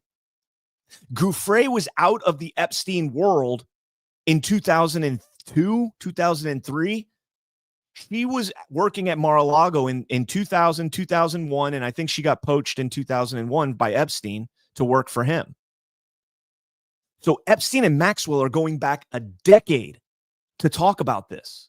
This isn't like something that just happened. When it's victim redacted, you're thinking, oh, Trump was just with this girl for hours, or this is after he was arrested. So maybe Trump is, maybe they're trying to imply that it was Trump post Jeffrey Epstein conviction, or maybe just before he went in, who knows? But the fact that this was over a decade ago is very interesting because it's right after Prince Andrew. This new information about Epstein paying 15,000 pounds gets leaked by Sarah Ferguson, and Epstein and Prince Andrew's pissed. You don't want British royalty pissed off at you, especially when your dad is a former MI6 Mossad agent. You don't want the royal family pissed off at you. Just ask Jimmy Savile. And then what happens? These two huddle up. They're brainstorming past. They're running everything that's ever happened in this operation. They're running it through their head to try and figure out how this information got out. Where were they careless? Where did they let somebody in through the cracks that should not have been in their organization, in their network? And she says, and this is where Epstein says, I want you to realize that dog that hasn't barked is Trump. Meaning the intruder, Adventures of Blaze, Silver Blaze, the intruder that made it into our network without anybody realizing it. The dog doesn't bark at him because we know him. It was Trump. Giuffre spent hours at my house with him. Well, this had to have been 10 years ago, right? This had to have been 10 years ago. So 10 years ago, Epstein's playing in his mind, holy shit, Trump was alone with Giuffre at my house. Well, hold on. Take the alone out of there. Whoop. Redact that. Scrub that from your memory. Trump was with Giuffre at my house for hours with him, and he has never once been mentioned. Never once been mentioned. Not he was never once mentioned. He's never once been mentioned, and then police chief right after. It's poor grammar, it's poor punctuation, police chief right after. And so what I'm thinking here, okay? So Giuffre was 10 years ago. I said that was the important part that a lot of people are overlooking when they talk about Giuffre, because everybody wants to focus on her book and her sworn testimony. And in her sworn testimony, we know that Giuffre said that Donald Trump never did anything unbecoming towards her. He was a gentleman. He never even flirted with her. She corrected the record on that. They tried to get that one in there, slip it in there that Trump flirted with you, right? No, Trump did not flirt with me. He was a gentleman. He was a good guy. In fact, I showed this, and I had tip to Eli. I see Eli in the chat listening. I talked about this on Stuck in the Middle last night. She voted for Trump. She supported Trump's candidacy in 2020 on X publicly. Well, Twitter back then, on X publicly. So when he says here he has never once been mentioned by the police chief, I think he's the informant. And I think they're realizing that he's the guy that nobody in law enforcement really pointed out. He's the guy that kind of went unscathed through all this. And then victim spent hours in his house with him. Here's the other big takeaway that not a lot of people caught on. Again, everybody was focusing on Virginia Giuffre and the fact that she never claimed to have slept with Donald Trump, right? Here's the other big thing that nobody thinks about. Have you ever been in Donald Trump and Jeffrey Epstein's presence with one another? No. Have you ever been in Donald Trump and Jeffrey Epstein's presence with one another? No. So let's go back to the email. Virginia spent hours at my house, meaning Epstein's house, with him, meaning Trump, the dog that hasn't barked. Okay? Epstein was not there. So this means Donald Trump was either alone or with somebody, could be Maxwell, somebody other than Epstein at his house alone. Was this them trying to gather blackmail on Donald Trump?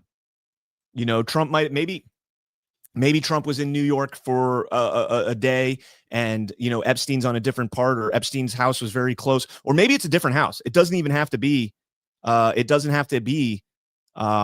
Epstein's Florida house, his New York house, could be his New Mexico house, right? He has a crazy ass ranch out there. Who knows? It doesn't say what house it is. But the fact of the matter is, we know that Epstein filmed people. We know Epstein had surveillance set up, and they tried to get Donald Trump. He didn't do anything with him, because Virginia Giuffre has testified that Donald Trump never touched me, never had any intimate relationship with me. Epstein was trying to set him up. It was unsuccessful. And then he says, I'm 75% there. And I said this the other day, when you're talking with somebody and you're like, man, I think that guy's a bad guy. I think he's infiltrated our group. I think and you're like, I'm like 50% there, 75% there. Like I've almost convinced myself that he is the rat. Okay. So is everybody tracking so far? Everybody tracking so far? Are we seeing the case being laid out here? Why this email doesn't just exonerate Trump. I think this email shows that we are watching the movie right now, and the movie is about to come to its climax. I don't want to say conclusion, but its climax is coming. All right, let me get to the next clip here. And I played these last night on Stuck in the Middle. I also played on my own platform, but I'll just play them again here in case somebody hasn't heard them. Last night, Josh over at Stuck in the Middle was like, oh, I've heard about this. I never actually knew it was recorded. This is Bradley Edwards, Virginia Giuffre's attorney, and a lawyer for many of the plaintiffs in the lawsuits against Epstein. Check this out. Is there anything you can say as to the validity of those claims, or whether or not there will be any more about that? Nothing at all. The only thing that I can say about President Trump is that he is the only person who, in 2009, when I served a lot of subpoenas on a lot of people, or at least gave notice to some pretty connected people that I wanted to talk to them, he is the only person who picked up the phone and said, let's just talk. I'll give you as much time as you want. I'll tell you what you need to know, and was very helpful in the information that he gave, and gave no indication whatsoever that he was involved in anything untoward whatsoever, but had good information that checked out and that helped us, and that we didn't have to take a deposition of him. Had good information that checked out that helped us. I'd play right now. I would play the Mike Johnson, Trump is an FBI informant against Epstein. I'd play that, but he walked that back 3 days later and said it was because he was citing this guy, Brad Edwards, and that he wasn't confident or that he just misspoke. He misunderstood Brad Edwards. Brad Edwards never made any insinuation whatsoever that Trump was working with the FBI against Epstein. That was all. The FBI part was planted himself by himself. It wasn't not planted by Brad Edwards. Excuse me. My mind went blank there for a second. So the other ironic part about the email release is the first email, right? The first email kind of sets up the idea that Jeffrey Epstein and Ghislaine Maxwell believe that Donald Trump is an informant against them. And then the other two emails are from correspondence between Michael Wolff, and Jeffrey Epstein. Well, here is Michael Wolff on the Patrick Bet-David show. He's threatened to sue him, even though they're friends. He's threatened to sue him over this deal. Yes. Okay. Yes.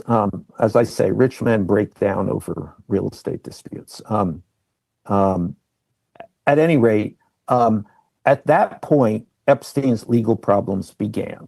The police began to investigate him over allegations that he was that there were underage women coming to his house. Epstein believed that it was Trump who first informed the police about what was going on at Epstein's house. And from that point on, they were nothing but bitter enemies. And this is what he's telling you. This is one of the instances of what he's telling you. That the following happened. That is the version of this related by Epstein. Okay. Well, that is just fascinating. That is just absolutely fascinating. So Michael Wolff, Jeffrey Epstein's confidant in all of this, is saying that he believes that Donald Trump was an informant against him, against Epstein. And this is after Ghislaine Maxwell and Jeffrey Epstein are talking in an email about something that happened 10 years ago, but it's 3 weeks after royalty in Britain got exposed for having a $15,000 payoff to Epstein. All of this is coming out at this time? Come on, guys.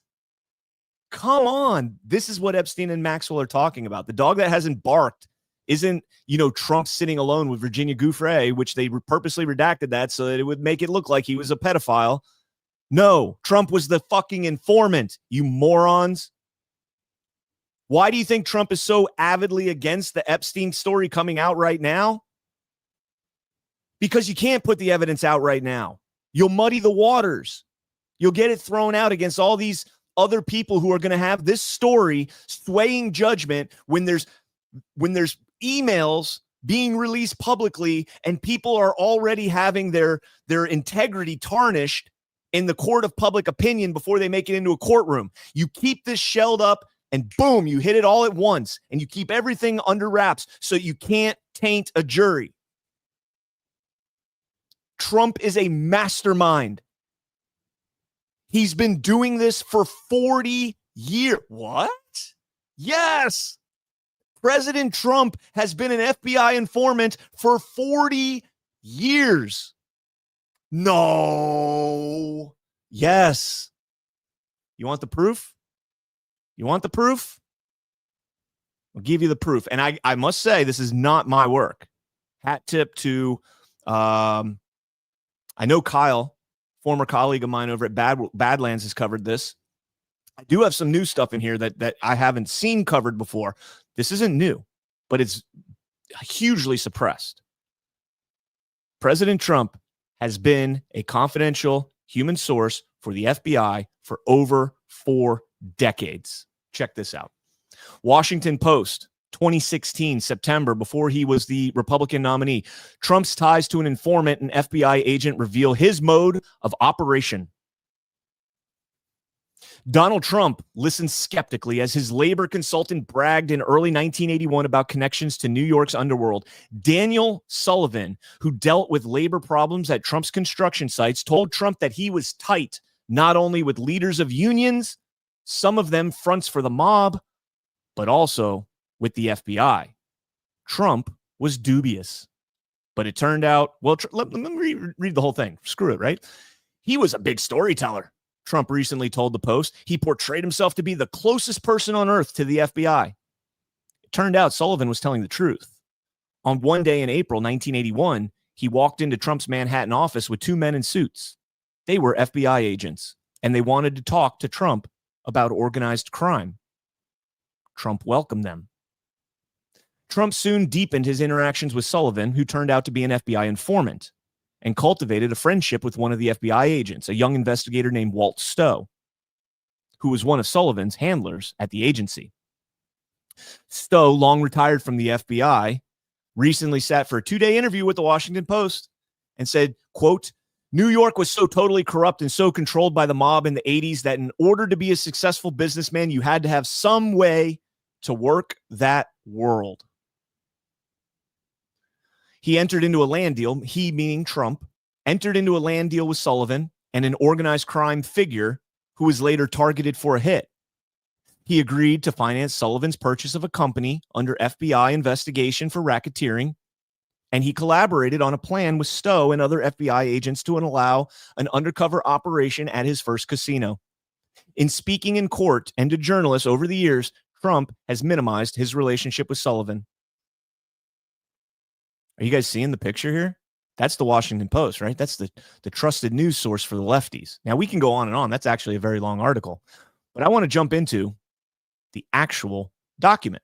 And again, this is not like my own discovery. This is just a lot of people don't know about this type of information because it's not reported. And they don't want you to possibly know this. This is, remember, in that Washington Post story, Trump met with Sullivan in April of 1981. April 1981. On May 21st, 1980, Ryder was introduced to Source. The source is Dan Sullivan. The writer is the FBI agent, the case agent. By the operating case agent, Sullivan provided to the writer, to the agent, on the date above data, general background concerning the La Cosa Nostra influence, that's an Italian mob, La Cosa Nostra influence in the Eastern Conference of the Teamsters. So their focus here, their target here is a Sicilian mob and their influence in the Teamsters Union. Wasn't Hoffa like the Teamsters head? On July 14th, 1980, the FBI agent Ryder, this is the guy writing the article, Ryder again, or the report, Ryder again met with sources in the presence of the case agent and discussed the same topic. 5 of the meetings took place thereafter involving Ryder, case agent, and source. During these meetings, source discussed public documents and general historical background regarding the Teamsters Union as well as the organized labor movement in the United States as it relates to the organized crime. Much of this information is the subject of many books, some of which source collaborated on with journalists. Okay, here's where it gets interesting. In early April 1981, let's go back to the WAPO article real quick. Whoop, up to the top here. One day in April of 1981, we'll jump back into this. In early April of 1981, Ryder was contacted by the case agent, the FBI, and was subsequently advised that the source, Dan Sullivan, had a business relationship with Donald and Robert Trump of the Trump Organization. The source, in this case, Sullivan, owns a piece of property along with other partners in Atlantic City, upon which the Trump Organization wants to build a casino. In early April, the Trump Organization, in early April 1981, the writer, FBI agent, and case agent, FBI agent, met with Donald Trump. The purpose of this meeting was for Donald Trump to express his reservations about building a casino in Atlantic City. Trump advised the agents that he had read in the press media and had heard from various other acquaintances that organized crime elements were known to operate in Atlantic City. Trump also expressed at this meeting the reservation that his life and those around him would be subject to microscopic examination. Trump advised that he wanted to build a casino in Atlantic City, but he did not wish to tarnish his family's name inadvertently. Agents advised Trump that he should carefully think over his decision to build in Atlantic City and carefully prepare not only methods of securing employees, honesty, but also corporate integrity. Trump advised that he wished to cooperate with the FBI if he did decide to build a casino in Atlantic City. Well, I added in Atlantic City. If he did decide to build a casino. The agents that were present advised, although they were not in a position to speak for the FBI or to guarantee anything, if he did in fact wish to build in Atlantic City and decided firmly on this matter, they would be glad to rediscuss the situation without making any commitments. After this initial meeting, the New York office began to research Atlantic City and various regulating bodies as well as blah, blah, blah. This is basically them just checking it out. In June of 1981, the writer, the FBI agent, met again with Donald and Robert Trump, during which time they advised that they felt confident that they wished to build a casino in Atlantic City. Trump advised the writer, the FBI agent, who was in the presence of the case agent, that he, Trump, wished to provide full disclosure during the construction phase of this casino. Meaning, as the casino's being built, I'm going to let you guys see everything that happens. It's going to be a sting operation.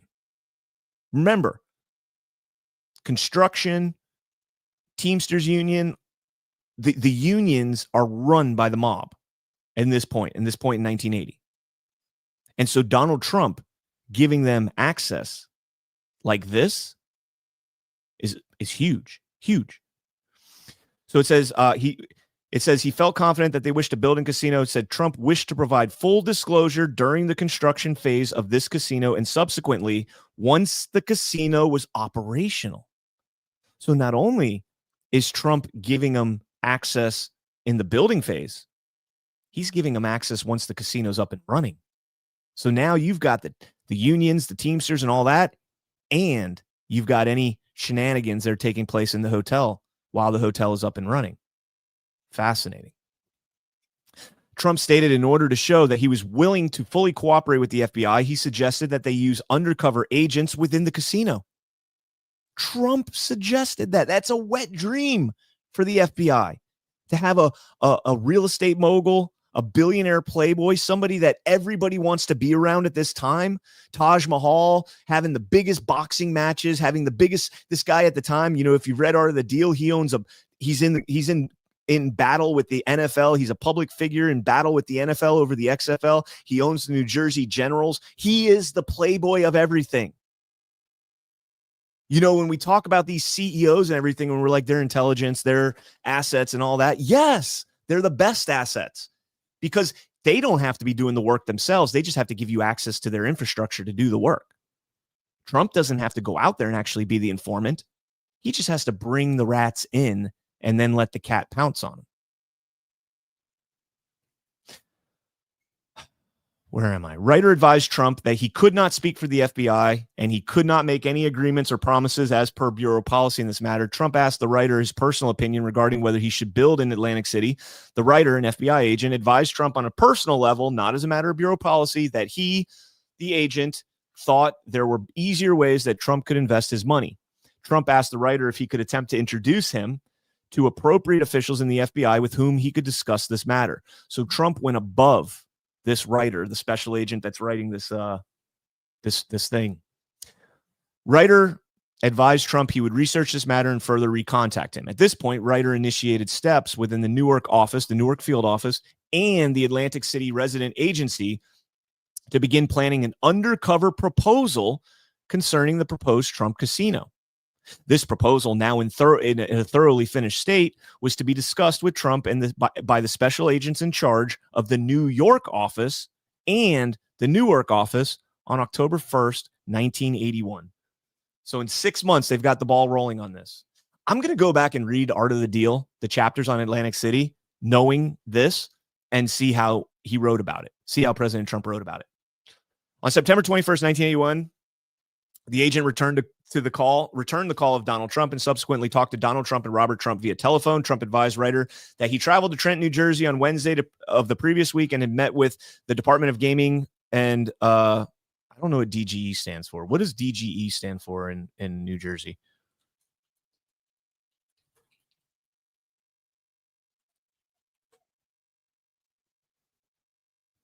Division of Gaming Enforcement. Okay, there we go. I knew it was gaming. I just couldn't think of what the E would have been. Had met with the Department of Gaming Enforcement.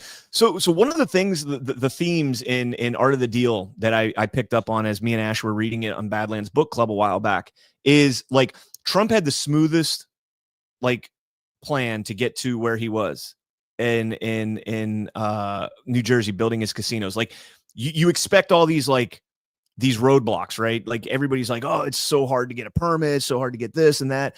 And Trump was always like, he'd go in there, he'd be like, I gave him a deal they couldn't refuse. And we got the deal. And it's like, what? The deal they couldn't refuse was turning your casino into a freaking sting operation. That's brilliant. That's brilliant. Absolutely brilliant. All right. It could get you in trouble too, though. If you're not Donald Trump. If you're a low guy like me, don't become a rat. Trump advised that Brown had told him that he had no problem with Trump's background and expected him to be licensed in the immediate future. And then this just goes through some of that stuff. Let's jump down here to, I think this is the interesting one. Yeah, here it is. It should be emphasized that Trump is not aware of the source's relationship with the FBI, Dan Sullivan, and knows only that the contacting agents are acquaintances. However, Writer, the agent, and the case agent have repeatedly told Trump that they were not references for source for Sullivan and cannot speak for Sullivan's business dealings. The Trumps have advised the Writer and the case agent that the source is not involved as a labor consultant to their firm.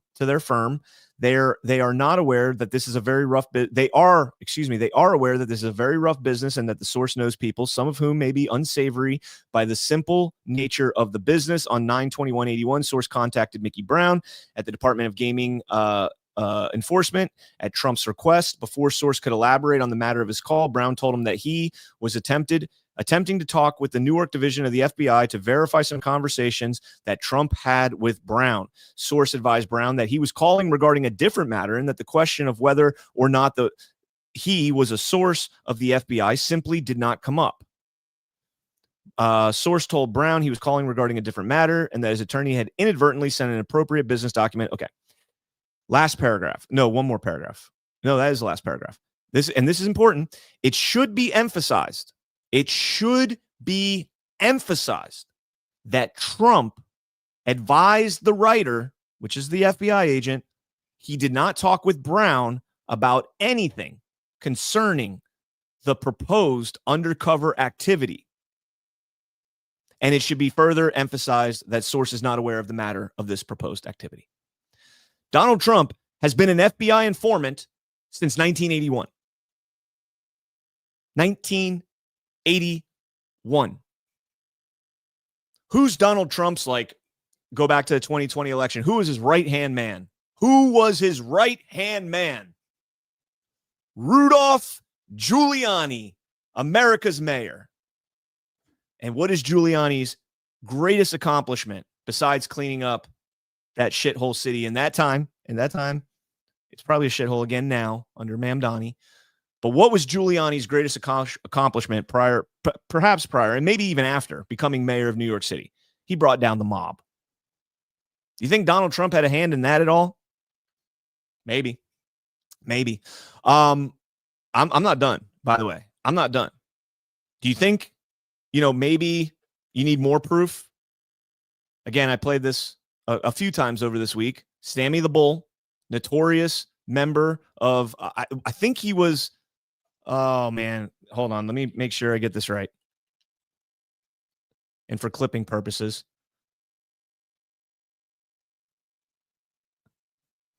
Sammy the Bull was born on March 12, 1945, an American underboss with the Gambino crime family of New York City, became a government witness against his boss, John Gotti. He was originally an associate for the Colombo crime family and later joined the Brooklyn faction of the Gambino family, playing a major role in the 1985 conspiracy to murder Gambino boss Paul Castellano. Gravano's decision to cooperate with law enforcement in 1991 led to Gotti's conviction and life imprisonment, marking him as the highest-ranking member of the mafia ever to defect. Listen to what he says about Trump. You actually try to press up on Trump, but you could never get to him. Yeah. Because he had ex-FBI agents all around him? All the time. And I tried a couple of times to press him and make arrangements where I could work with him and earn with him. I did that with other big contractors. I had the power of the unions. I could do all kinds of little things, but I couldn't get to him. He wouldn't bite.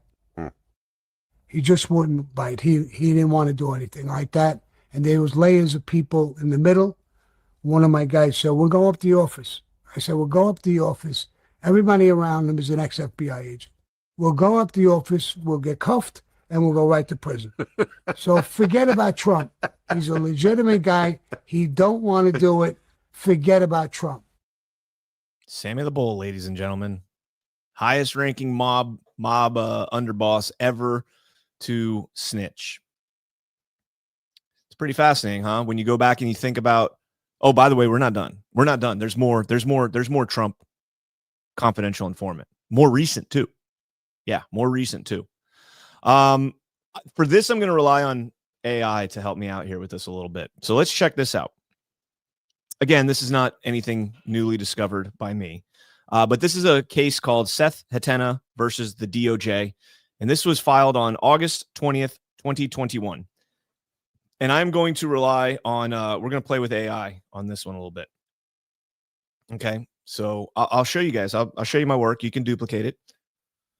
Would it be fair to say that in this filing, Hatena argues that Trump, being an informant 12 years ago, is already in the public, and so you can no longer protect, so the FBI can no longer protect his identity, to which the FBI responds in summary, well, that shouldn't have been public then, and we cannot confirm or deny he's a source now. The Glomar response. And perplexity comes back. And you can read this yourself. I've read it, and this is my general understanding. I'm not a lawyer, so I don't speak legalese, so there could be some nuance to this that I'm missing.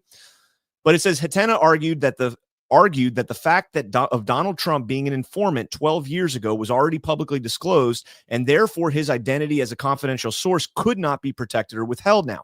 The FBI responded with a supplemental declaration stating they had not withheld any records in full under the exemptions protecting confidential informants' identities regarding Trump. The document Hatena cited as disclosing Trump's informant status from 12 years earlier was not considered an official disclosure by the FBI. They argued it was unclear how it became public. Crucially, the FBI stated in the response to the FOIA request seeking to confirm or deny whether a third party is an informant that they rely on the Glomar response, which neither confirms nor denies the existence of such records or relationships. Thus, the government essentially said that whether or not Trump was a source is not something they can officially confirm or deny right now, a Glomar response, and that past supposed public disclosures were not official and do not waive confidentiality protections. So there you have that. That was 2021 in response to a case from, I think it was 2000 and I think it was from 2009 that the original release was. The case in question. Yeah, it was 2009 when the case went through. And this was in response to whether or not President Trump was an informant in a case against Vyacheslav Korolovich Ivankov, a Russian national with alleged ties to organized crime who was sentenced to prison for extortion in the United States in 1997, was extradited to Russia in 2004, and assassinated in 2009. So there you got it.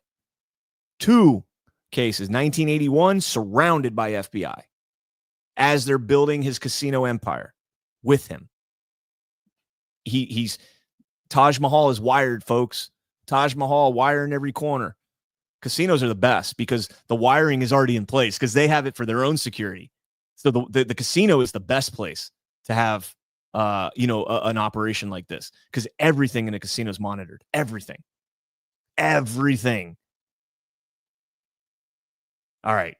So just real quick, can I go on a tangent here? Because I thought this was fascinating because I researched into the Glomar a little bit and the actual, like what a Glomar response, like where it came from is fascinating. And I found a cool website, but it was very long and I wanted to keep it short for the show. Can you summarize Project Jennifer and how a Glomar response came about?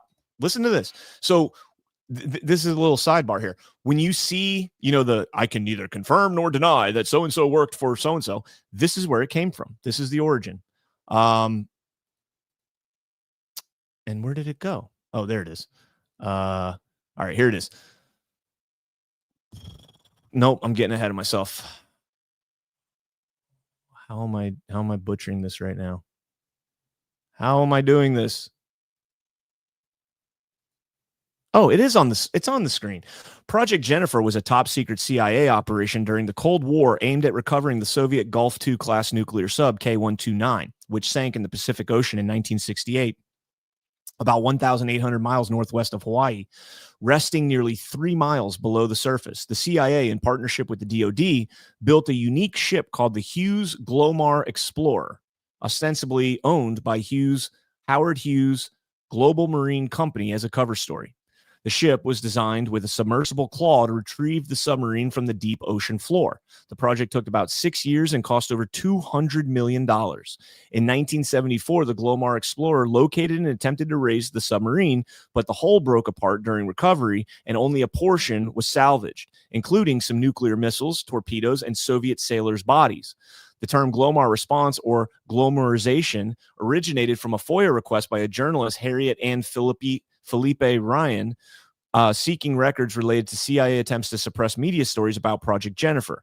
The CIA responded with now famous neither confirm nor deny answer, refusing to acknowledge the existence or non-existence of such records because confirmation would acknowledge classified information. This became a precedent and coined the term Glomar response, which agents use to protect sensitive information. So there you go. There's a little tidbit. I did not know that it was in response to K-129 in 1968, Project Jennifer, where we sent out and dug up a Soviet sub. Pretty fascinating. But what's even more fascinating is that the FBI used a Glomar response to protect Donald Trump's identity in Hetna versus the DOJ, because Donald Trump has been a confidential informant. He's been a rat. And this is something, again, last night on Stuck in the Middle, I kind of, we have this perception in our head that rats are bad because in every movie we've ever seen throughout our life, nobody likes the rat, right? Nobody wants to be the rat. The rat is always the bad guy. But in reality, if you're looking from the police officer's perspective, the rat is the good guy. And they always portray the rat as like some sleazeball, homeless guy or some, drug addict. And sure, there's tons of CIs that are drug addicts and everything else. But like Alpha said on Tuesday on our show, when we went down the idea of Trump being an informant, and we didn't go this deep, informants have value.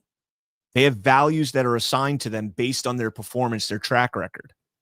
And so when you go back to 1981, and President Trump is using his casinos, and who knows what else? Is Trump Tower wired? Is his plane wired? Is Mar-a-Lago wired? Like, who knows how much, beyond just his Atlantic City operations this goes. You get almost like a credit score, right? The more you inform and the more you lead to convictions and you lead to, breaking up of organizations, et cetera, you get more street cred. You get more credibility with what you say. And so when you go from 1981 to 2000, 19 years later, 20 years later, and you've gone through Giuliani's mob thing, you've gone through, the Russian thing here that we're talking, you've gone through a lot. You get to Epstein, you're gold. You're gold, right? Your word is your bond. People don't understand what is about to happen here. People do not understand what is about to happen. Is that it? No, that's not it. There's this one right here. This case right here. This case was, I believe this was 2012. Okay. And this one's a little more loose. Okay. And I'll be honest here. This one's a little more loose. This is not as tied up. So I'm going to go into this report here. This is a Russian crime organization in 2012 that was operating in the United States. And let's zoom in here on this little part right here, because this is the only part that Trump had some association with. This isn't directly Trump. And I'll be clear about that. Buryakov's receipt of purported official United States government documents, as set forth below. In the summer of 2014, Evgeny Buryakov, or Zhenya, the defendant, met numerous times with a confidential source working for the FBI, CS1. CS1 posed as the representative of a wealthy investor looking to work with Bank One to develop casinos in Russia. Casinos in Russia. Based on my review of audio recordings and Buryakov's meetings with CS1, as well as my knowledge of this investigation, I believe that during the course of these meetings, Buryakov's statements on conduct reflected his strong desire to obtain information about subjects far outside the scope of his work as a bank employee and consistent with his interests as a Russian intelligence agent. These meetings established Buryakov's willingness to solicit and accept documents that CS1 claimed he obtained from a U.S. government agency. He obtained it from a U.S. government agency. Is there any affiliation? Is there any affiliation with government agencies that Trump might have been able to get these documents to confidential source one? Yeah. It's called the FBI. You got 20 years of street cred with them. They'll give you whatever you want in the pursuance of this. The following is based on my discussion with CS1, my review of audio recordings of CS1's meeting with Buryakov, surveillance conducted, et cetera, et cetera. Again, so I'm not going to go crazy on this, but I do want to point out that again, this is something I think it was Kyle as well, just human on this, that uncovered this, which was awesome. But, I asked the large language model, I'd go with Perplexity. That's my favorite one. In this document, is it likely that CS1 is Felix Sater of the Trump organization? The document you referenced does not identify CS1 by name. However, based on publicly available information about Felix Sater's background as a Russian-born businessman who worked closely with the Trump organization, including holding a position described as a senior advisor to Trump and having ties to Russian intelligence matters, some analysts have considered the possibility that Felix Sater could be the person referred to as CS1. Felix Sater has a known history of cooperation with U.S. intelligence and law enforcement, including having served as an FBI informant on Russian matters, which aligns somewhat with the confidential source role. The complaint describes CS1 as cooperating Russian intelligence agents in New York, which is consistent with Sater's reported activities. So that's the first part of this. Now, we'll jump over here to this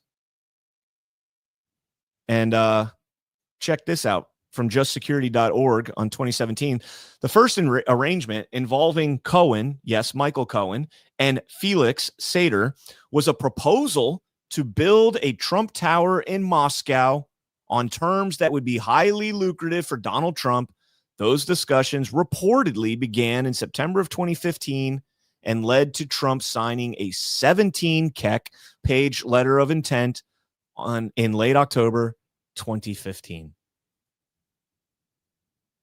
Trump was a confidential informant for the FBI. Trump is the dog that hasn't barked. And he's about to go scorched fucking earth on these motherfuckers. Get behind him or get in front of him. But either way, check this out. The Democrats are doing everything in their withering power to push the Epstein hoax again, despite the DOJ releasing 50,000 pages of documents in order to deflect from all their bad policies and losses, especially the shutdown embarrassment, where their party is in total disarray and has no idea what to do. Some weak Republicans have fallen into their clutches because they're soft and foolish. Epstein was a Democrat, and he is the Democrats' problem, not the Republican problem. Ask Bill Clinton, Reid Hoffman, Larry Summers about Epstein. They all know about him. Don't waste your time with Trump. I have a country to run. Oh, sorry, I had that on the reverse way there. He knows. He knows exactly what's going on.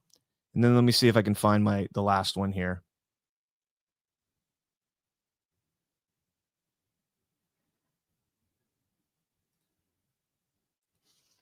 That was the check, right? We're playing 5D chess, right? Check. They make a move, they get out of check, and here's the checkmate. Maybe this is still a check. This is still a check, but it's getting close. Now that the Democrats are using the Epstein hoax involving Democrats, not Republicans, to try and deflect from their disastrous shutdown and all of their failures, I will be asking Attorney General Pam Bondi and the DOJ, together with our great partners at the FBI, great patriots at the FBI, to investigate Jeffrey Epstein's involvement and relationship with Bill Clinton, Larry Summers, Reid Hoffman, JP Morgan Chase, and many other people and institutions to determine what was going on with them and him. This is another Russia scam with all arrows pointing to the Democrats. Records show that these men and many others spent large portions of their life with Epstein and on his island. Stay tuned. So think of it this way, right? Russia. We know that just from what's publicly reported and what's been reported over the years, we know that they said Trump was colluding with Russia when in fact they were colluding with Russia. Not only is that the case, but when you look at the context of some of the things I just showed you right there about Trump going after Russian spies, Russian oligarchs, traffickers, Trump wasn't just not colluding with Russia. He was actively working against Russia, and he was working against the bad actors in Russia, right? The people that we despise from our own bureaucratic agencies, intelligence agencies that go over and do nefarious things in other countries. He was actively working against those assets as an FBI informant. Now, this is like part two of all that.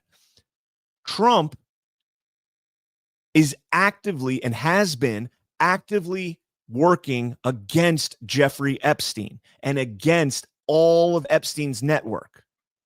And this doesn't just include the names that we know, the high dollar names that were participating in the pedophilia.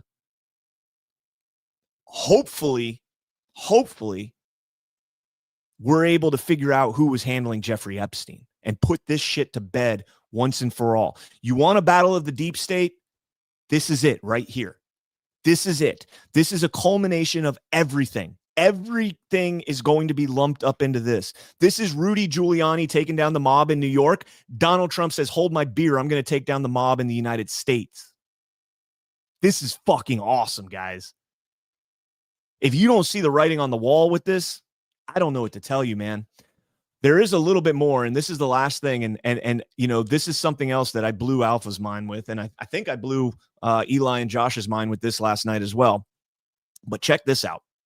This is another email that was written a while ago. This was back in 2017, December 5th, 2017. Where's President Trump on December 5th, 2017? In that time frame, not that specific day. He's the president of the United States. Okay, keep that in mind as we go through this. This guy writes, a redacted guy. I don't know if it's a guy. It could be a girl. Can we have dinner in Geneva on the 8th? I will be there on the 7th and 8th of December, and then I'm going back to Kuwait on the 9th. So I don't know if this person is Kuwaiti or what. Epstein responds, at the moment I was flying to Paris on the 8th. I can leave earlier and get to Paris by 8:30 if you'd like to meet me there. Geneva is difficult to fly out of at night, or lunch Saturday in Paris. And then there's maybe an email missing here because the guy writes back question mark. And then Epstein writes, of courses. And then the guy writes back, you are welcome at my house always and more private. So I'm not sure what happened there. There's like an email missing from there, I think. I think there's an email missing from there. The redacted name responds is very well. Just send me the address again and the code to get in the door so I can get to the second floor, ? And send me the day and time.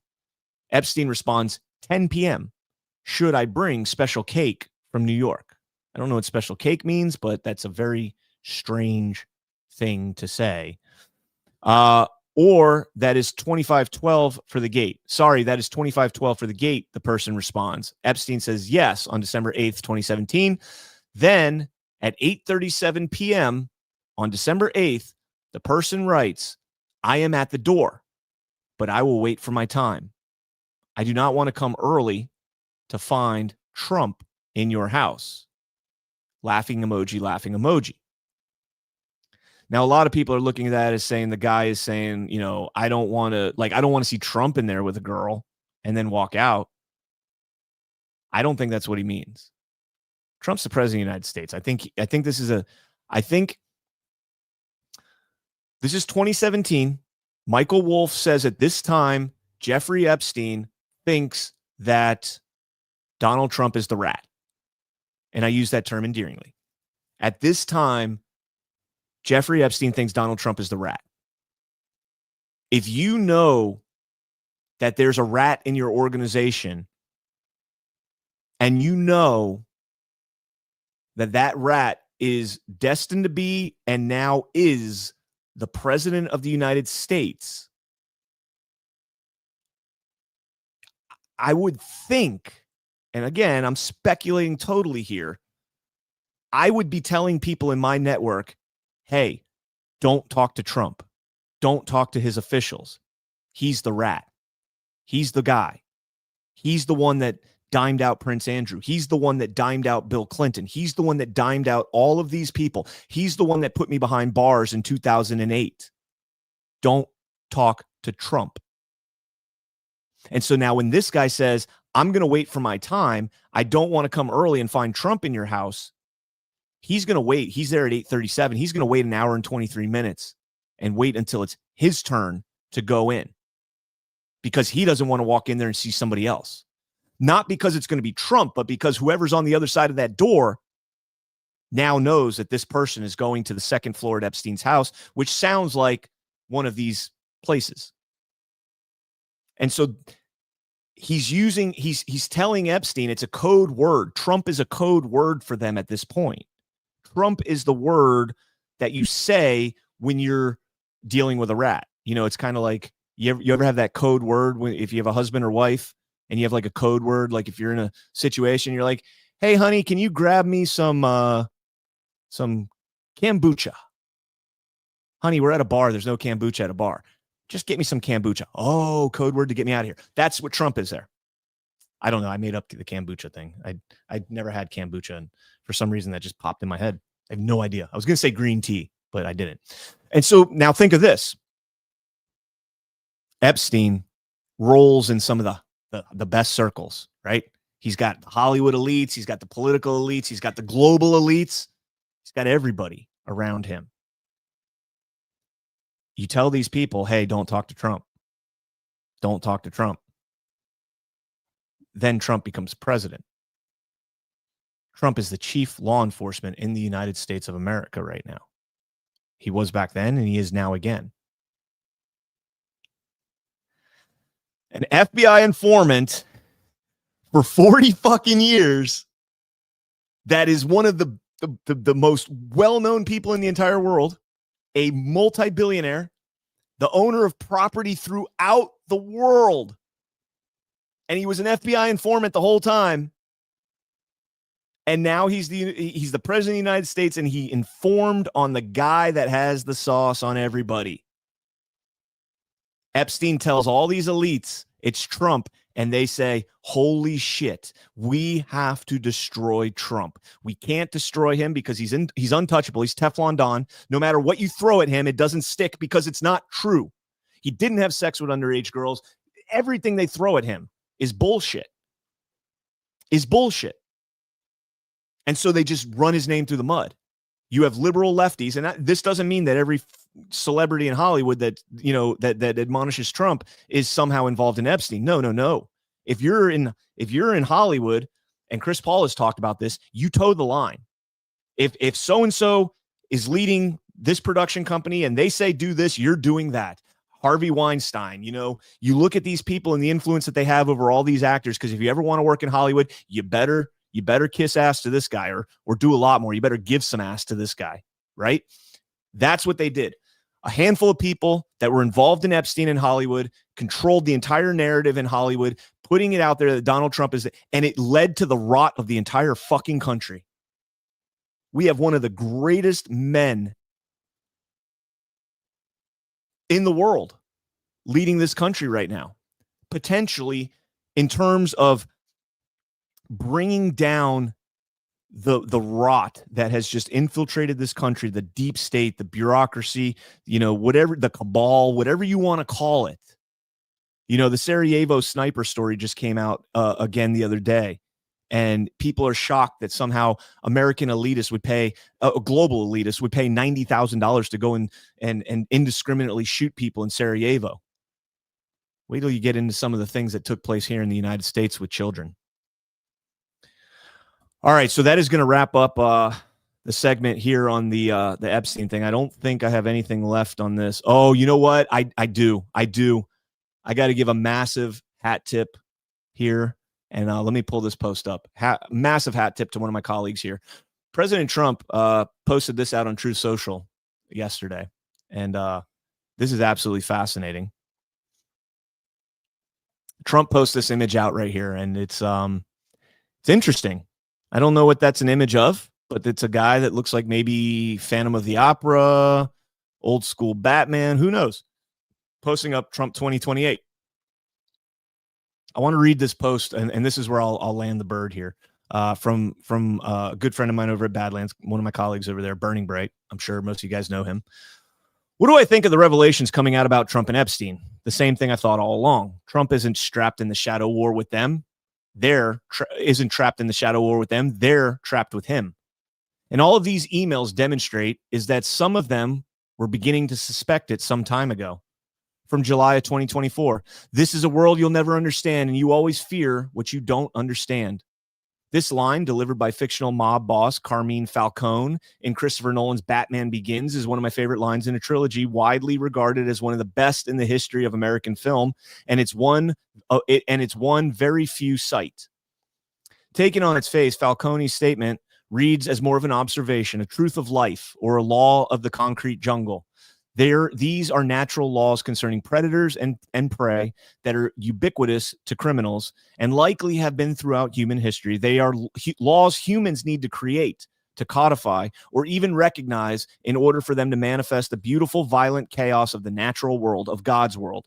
And so while Falcone's wisdom, gilded in warning, or was it the other way around, to Bruce Wayne is nigh impossible to argue with, the brilliance of the Batman as a character and Bruce Wayne as a fictional mind within the madness is in his recognition that this truth, this law of wilds, both man-made and primordial, has up until now only been used by the predators and never the prey, by the darkness and never the light. But if this law is universal, can it not be turned around on those who would and have wielded it against us for generations, that is the ultimate choice of the Batman, to become a symbol of his own trauma-based dread and to wear it as a second skin that represents the foundational truth of who he is, of who the dark forces in this world have forced him to be, and in so doing, to see if things that go bump in the night can themselves be startled, cowed, and ultimately undone by their own designs. This reversal of the enemy's evil's Hegelian dialectic, its problem reaction solution framing, is at the core of my own theory of the Patriot plan to save this country, and in so doing, to kick off a reverse crisis cascade that ultimately saves the world, or else prompts the world into saving itself. And I believe Donald Trump's analogs to Bruce Wayne, or was it the other way around, are far more intentional than most believe, including the method and the seeming madness he continues to employ against his enemies who are really ours. You see, I believe Donald Trump and patriots, both at home and abroad, in the broader sovereign alliance I have written about for more than 2 years now, have put fear into the hearts of the cabal, not because said cabal realizes that this group of patriots understands them, but because due to the increasing and continuing exposure campaign those patriots kicked off. We do. Donald Trump isn't based on the modern incarnation of Bruce Wayne. It's quite the other way around. That was badass, man. But Burning Bright is an excellent writer. And wouldn't it be some shit? Wouldn't it be some shit if one day we found out that this picture is actually Jeffrey Epstein, taken after his time in prison in New York, after his alleged death on Little St. James Island in the Virgin Islands? Wouldn't that be something if he was still around? Wouldn't that be something if Virginia Giuffre was still around and Epstein could testify before being banished to his island for the rest of eternity, to sit there and just have the needles poking him in the head over and over and over again? But at least he's alive to testify. I don't know. That's a pipe dream. That's a pipe dream. A lot of this is, a lot of this is theory. A lot of this is, could be not, who knows, that kind of stuff. But I'll tell you one thing.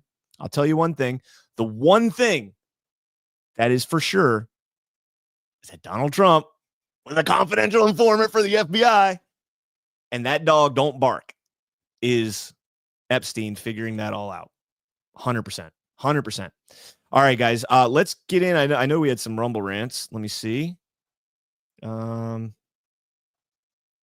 right, and I screwed up because I did not pull out the thing, and it's not gonna save them. All right, Peyton Pooh says, so SpaghettiOs told on by their own derps. Well, glad to be here. Love your work, Brian. Thank you so much. Grits Girl Trisha, thank you for laying this out and explaining. The MSN and even some on X are picking and choosing which messages they show, and it gets very confusing, at least for me. Appreciate you. Thank you. Again, not all of this is my work. The dog barking interpretation is me. I think that's original. I think nobody else has come up with that until I did. But after that, the Hatena filings, the 1981 filings, most of that, I was aware of for a while. Kyle Just Human has done shows on this. Burning Bright and John have talked about this. It's not unknown. I've added some things here and there, but most of it is kind of known stuff. Peyton Pooh, Taj Mahal, where was the first country that Trump visited in his first administration? Great point. Peyton Pooh, again, love your perspective, Brian. Those of us that should, be the next Trump from the bottom up. Goodness prevails. And I think Trump is genuinely a good person. I genuinely believe that he loves this country. I genuinely believe, that he understands what needs to be done here. And, on that note, I do want to talk about one more thing. Before we do that, let me hit another sponsor here. And yeah, let's talk about 1775 coffee. Ladies and gentlemen, have you tried 1775 coffee yet? Now is your chance. The 1775 coffee starter kit just dropped. Only 1,000 units. You're getting the bold dark roast that hits hard, the smooth medium roast, and the Vitality mushroom coffee for clean energy and laser focus with no crash. All single origin, small batch, toxin free, and mold free. Plus, you're also getting a gold spoon clip because Freedom is not scooped with plastic. You're getting a frother strong enough to stir up your coffee and your mother-in-law's opinions, and a black 1775 tumbler, $170 worth of coffee and gear, yours for just 99 bucks. This is for the ones who've been watching 1775 blow up on Rumble and wondering if it's worth it. Spoiler, it is. Go to 1775coffee.com/studio and grab your starter kit before they're gone. Bold beans, clean fuel, and a morning routine that stands for something, just like Rumble does. 1775coffee.com/studio. All right. As we continue to grow this channel, I hope you guys will hit the thumbs up, hit the subscribe button. If you're watching on Rumble, jump over to YouTube, give me a follow there. If you're watching on YouTube, jump over to Rumble, give me a follow there. And if you're watching, I am on X. So if you're on X, go to all of those and follow me at CannCon Actual on YouTube, at CannCon on Rumble, and at CannCon Actual on X. I'm going to play around in the chat here for just a minute. I want to get some takes here. It's hard with Rumble Studio to watch the chat because it's on a different screen. Love that BB used Batman DC Comics and not Marvel. Well, Marvel never wrote on Batman. He's always been DC. But I love that he used Christopher Nolan because the Trump Bruce Wayne comparison is fantastic, right? It's so on par, especially if you go back to Trump's Playboy days when he was younger. But the problem is the Christopher Nolan Batman is a little too badass, right? He's a little too badass compared to the way Batman was originally written in, the early 1900s. The original Batman, if you go back and watch like the black and white, I'm not even talking like Adam West. I'm going beyond that. And Batman was literally a detective. He literally drove a car like a detective and did detective work and, that kind of stuff. And the kind of it got sexier in the public's eye as Batman evolved, eventually going into Christian Bale and then what's his name, the fucking crystal guy from Vampires, what's his name,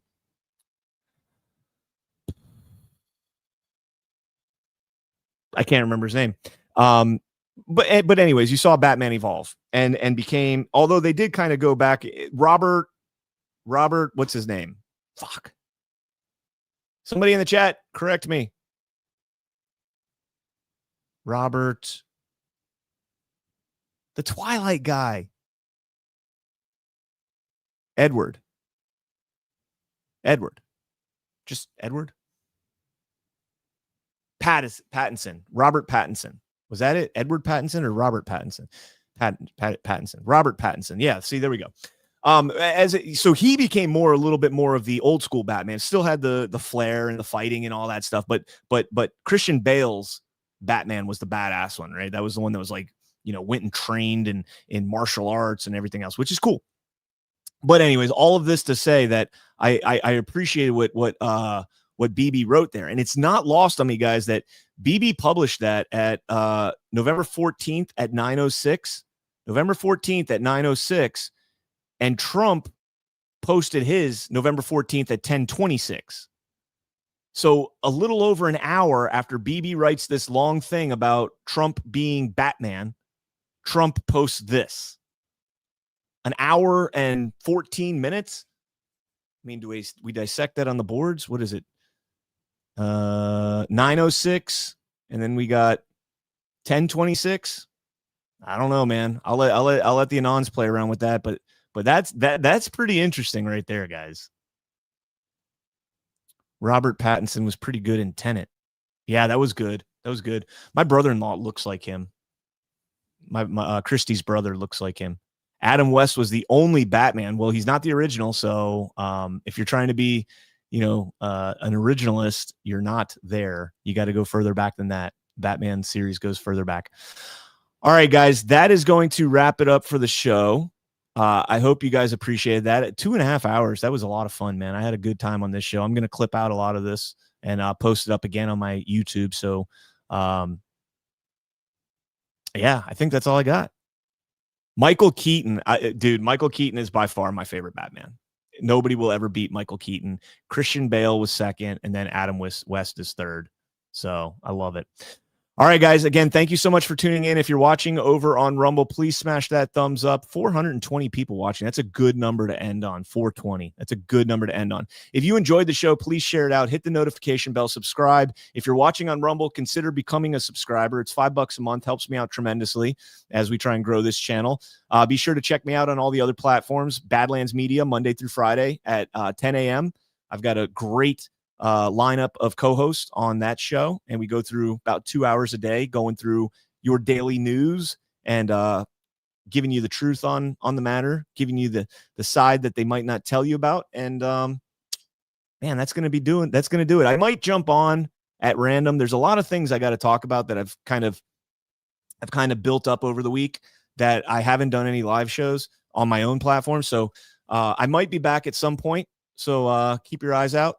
There's a lot more stuff coming out, and stay frosty. God bless each and every one of you. God bless America. Make the fortune cookie country pay for this.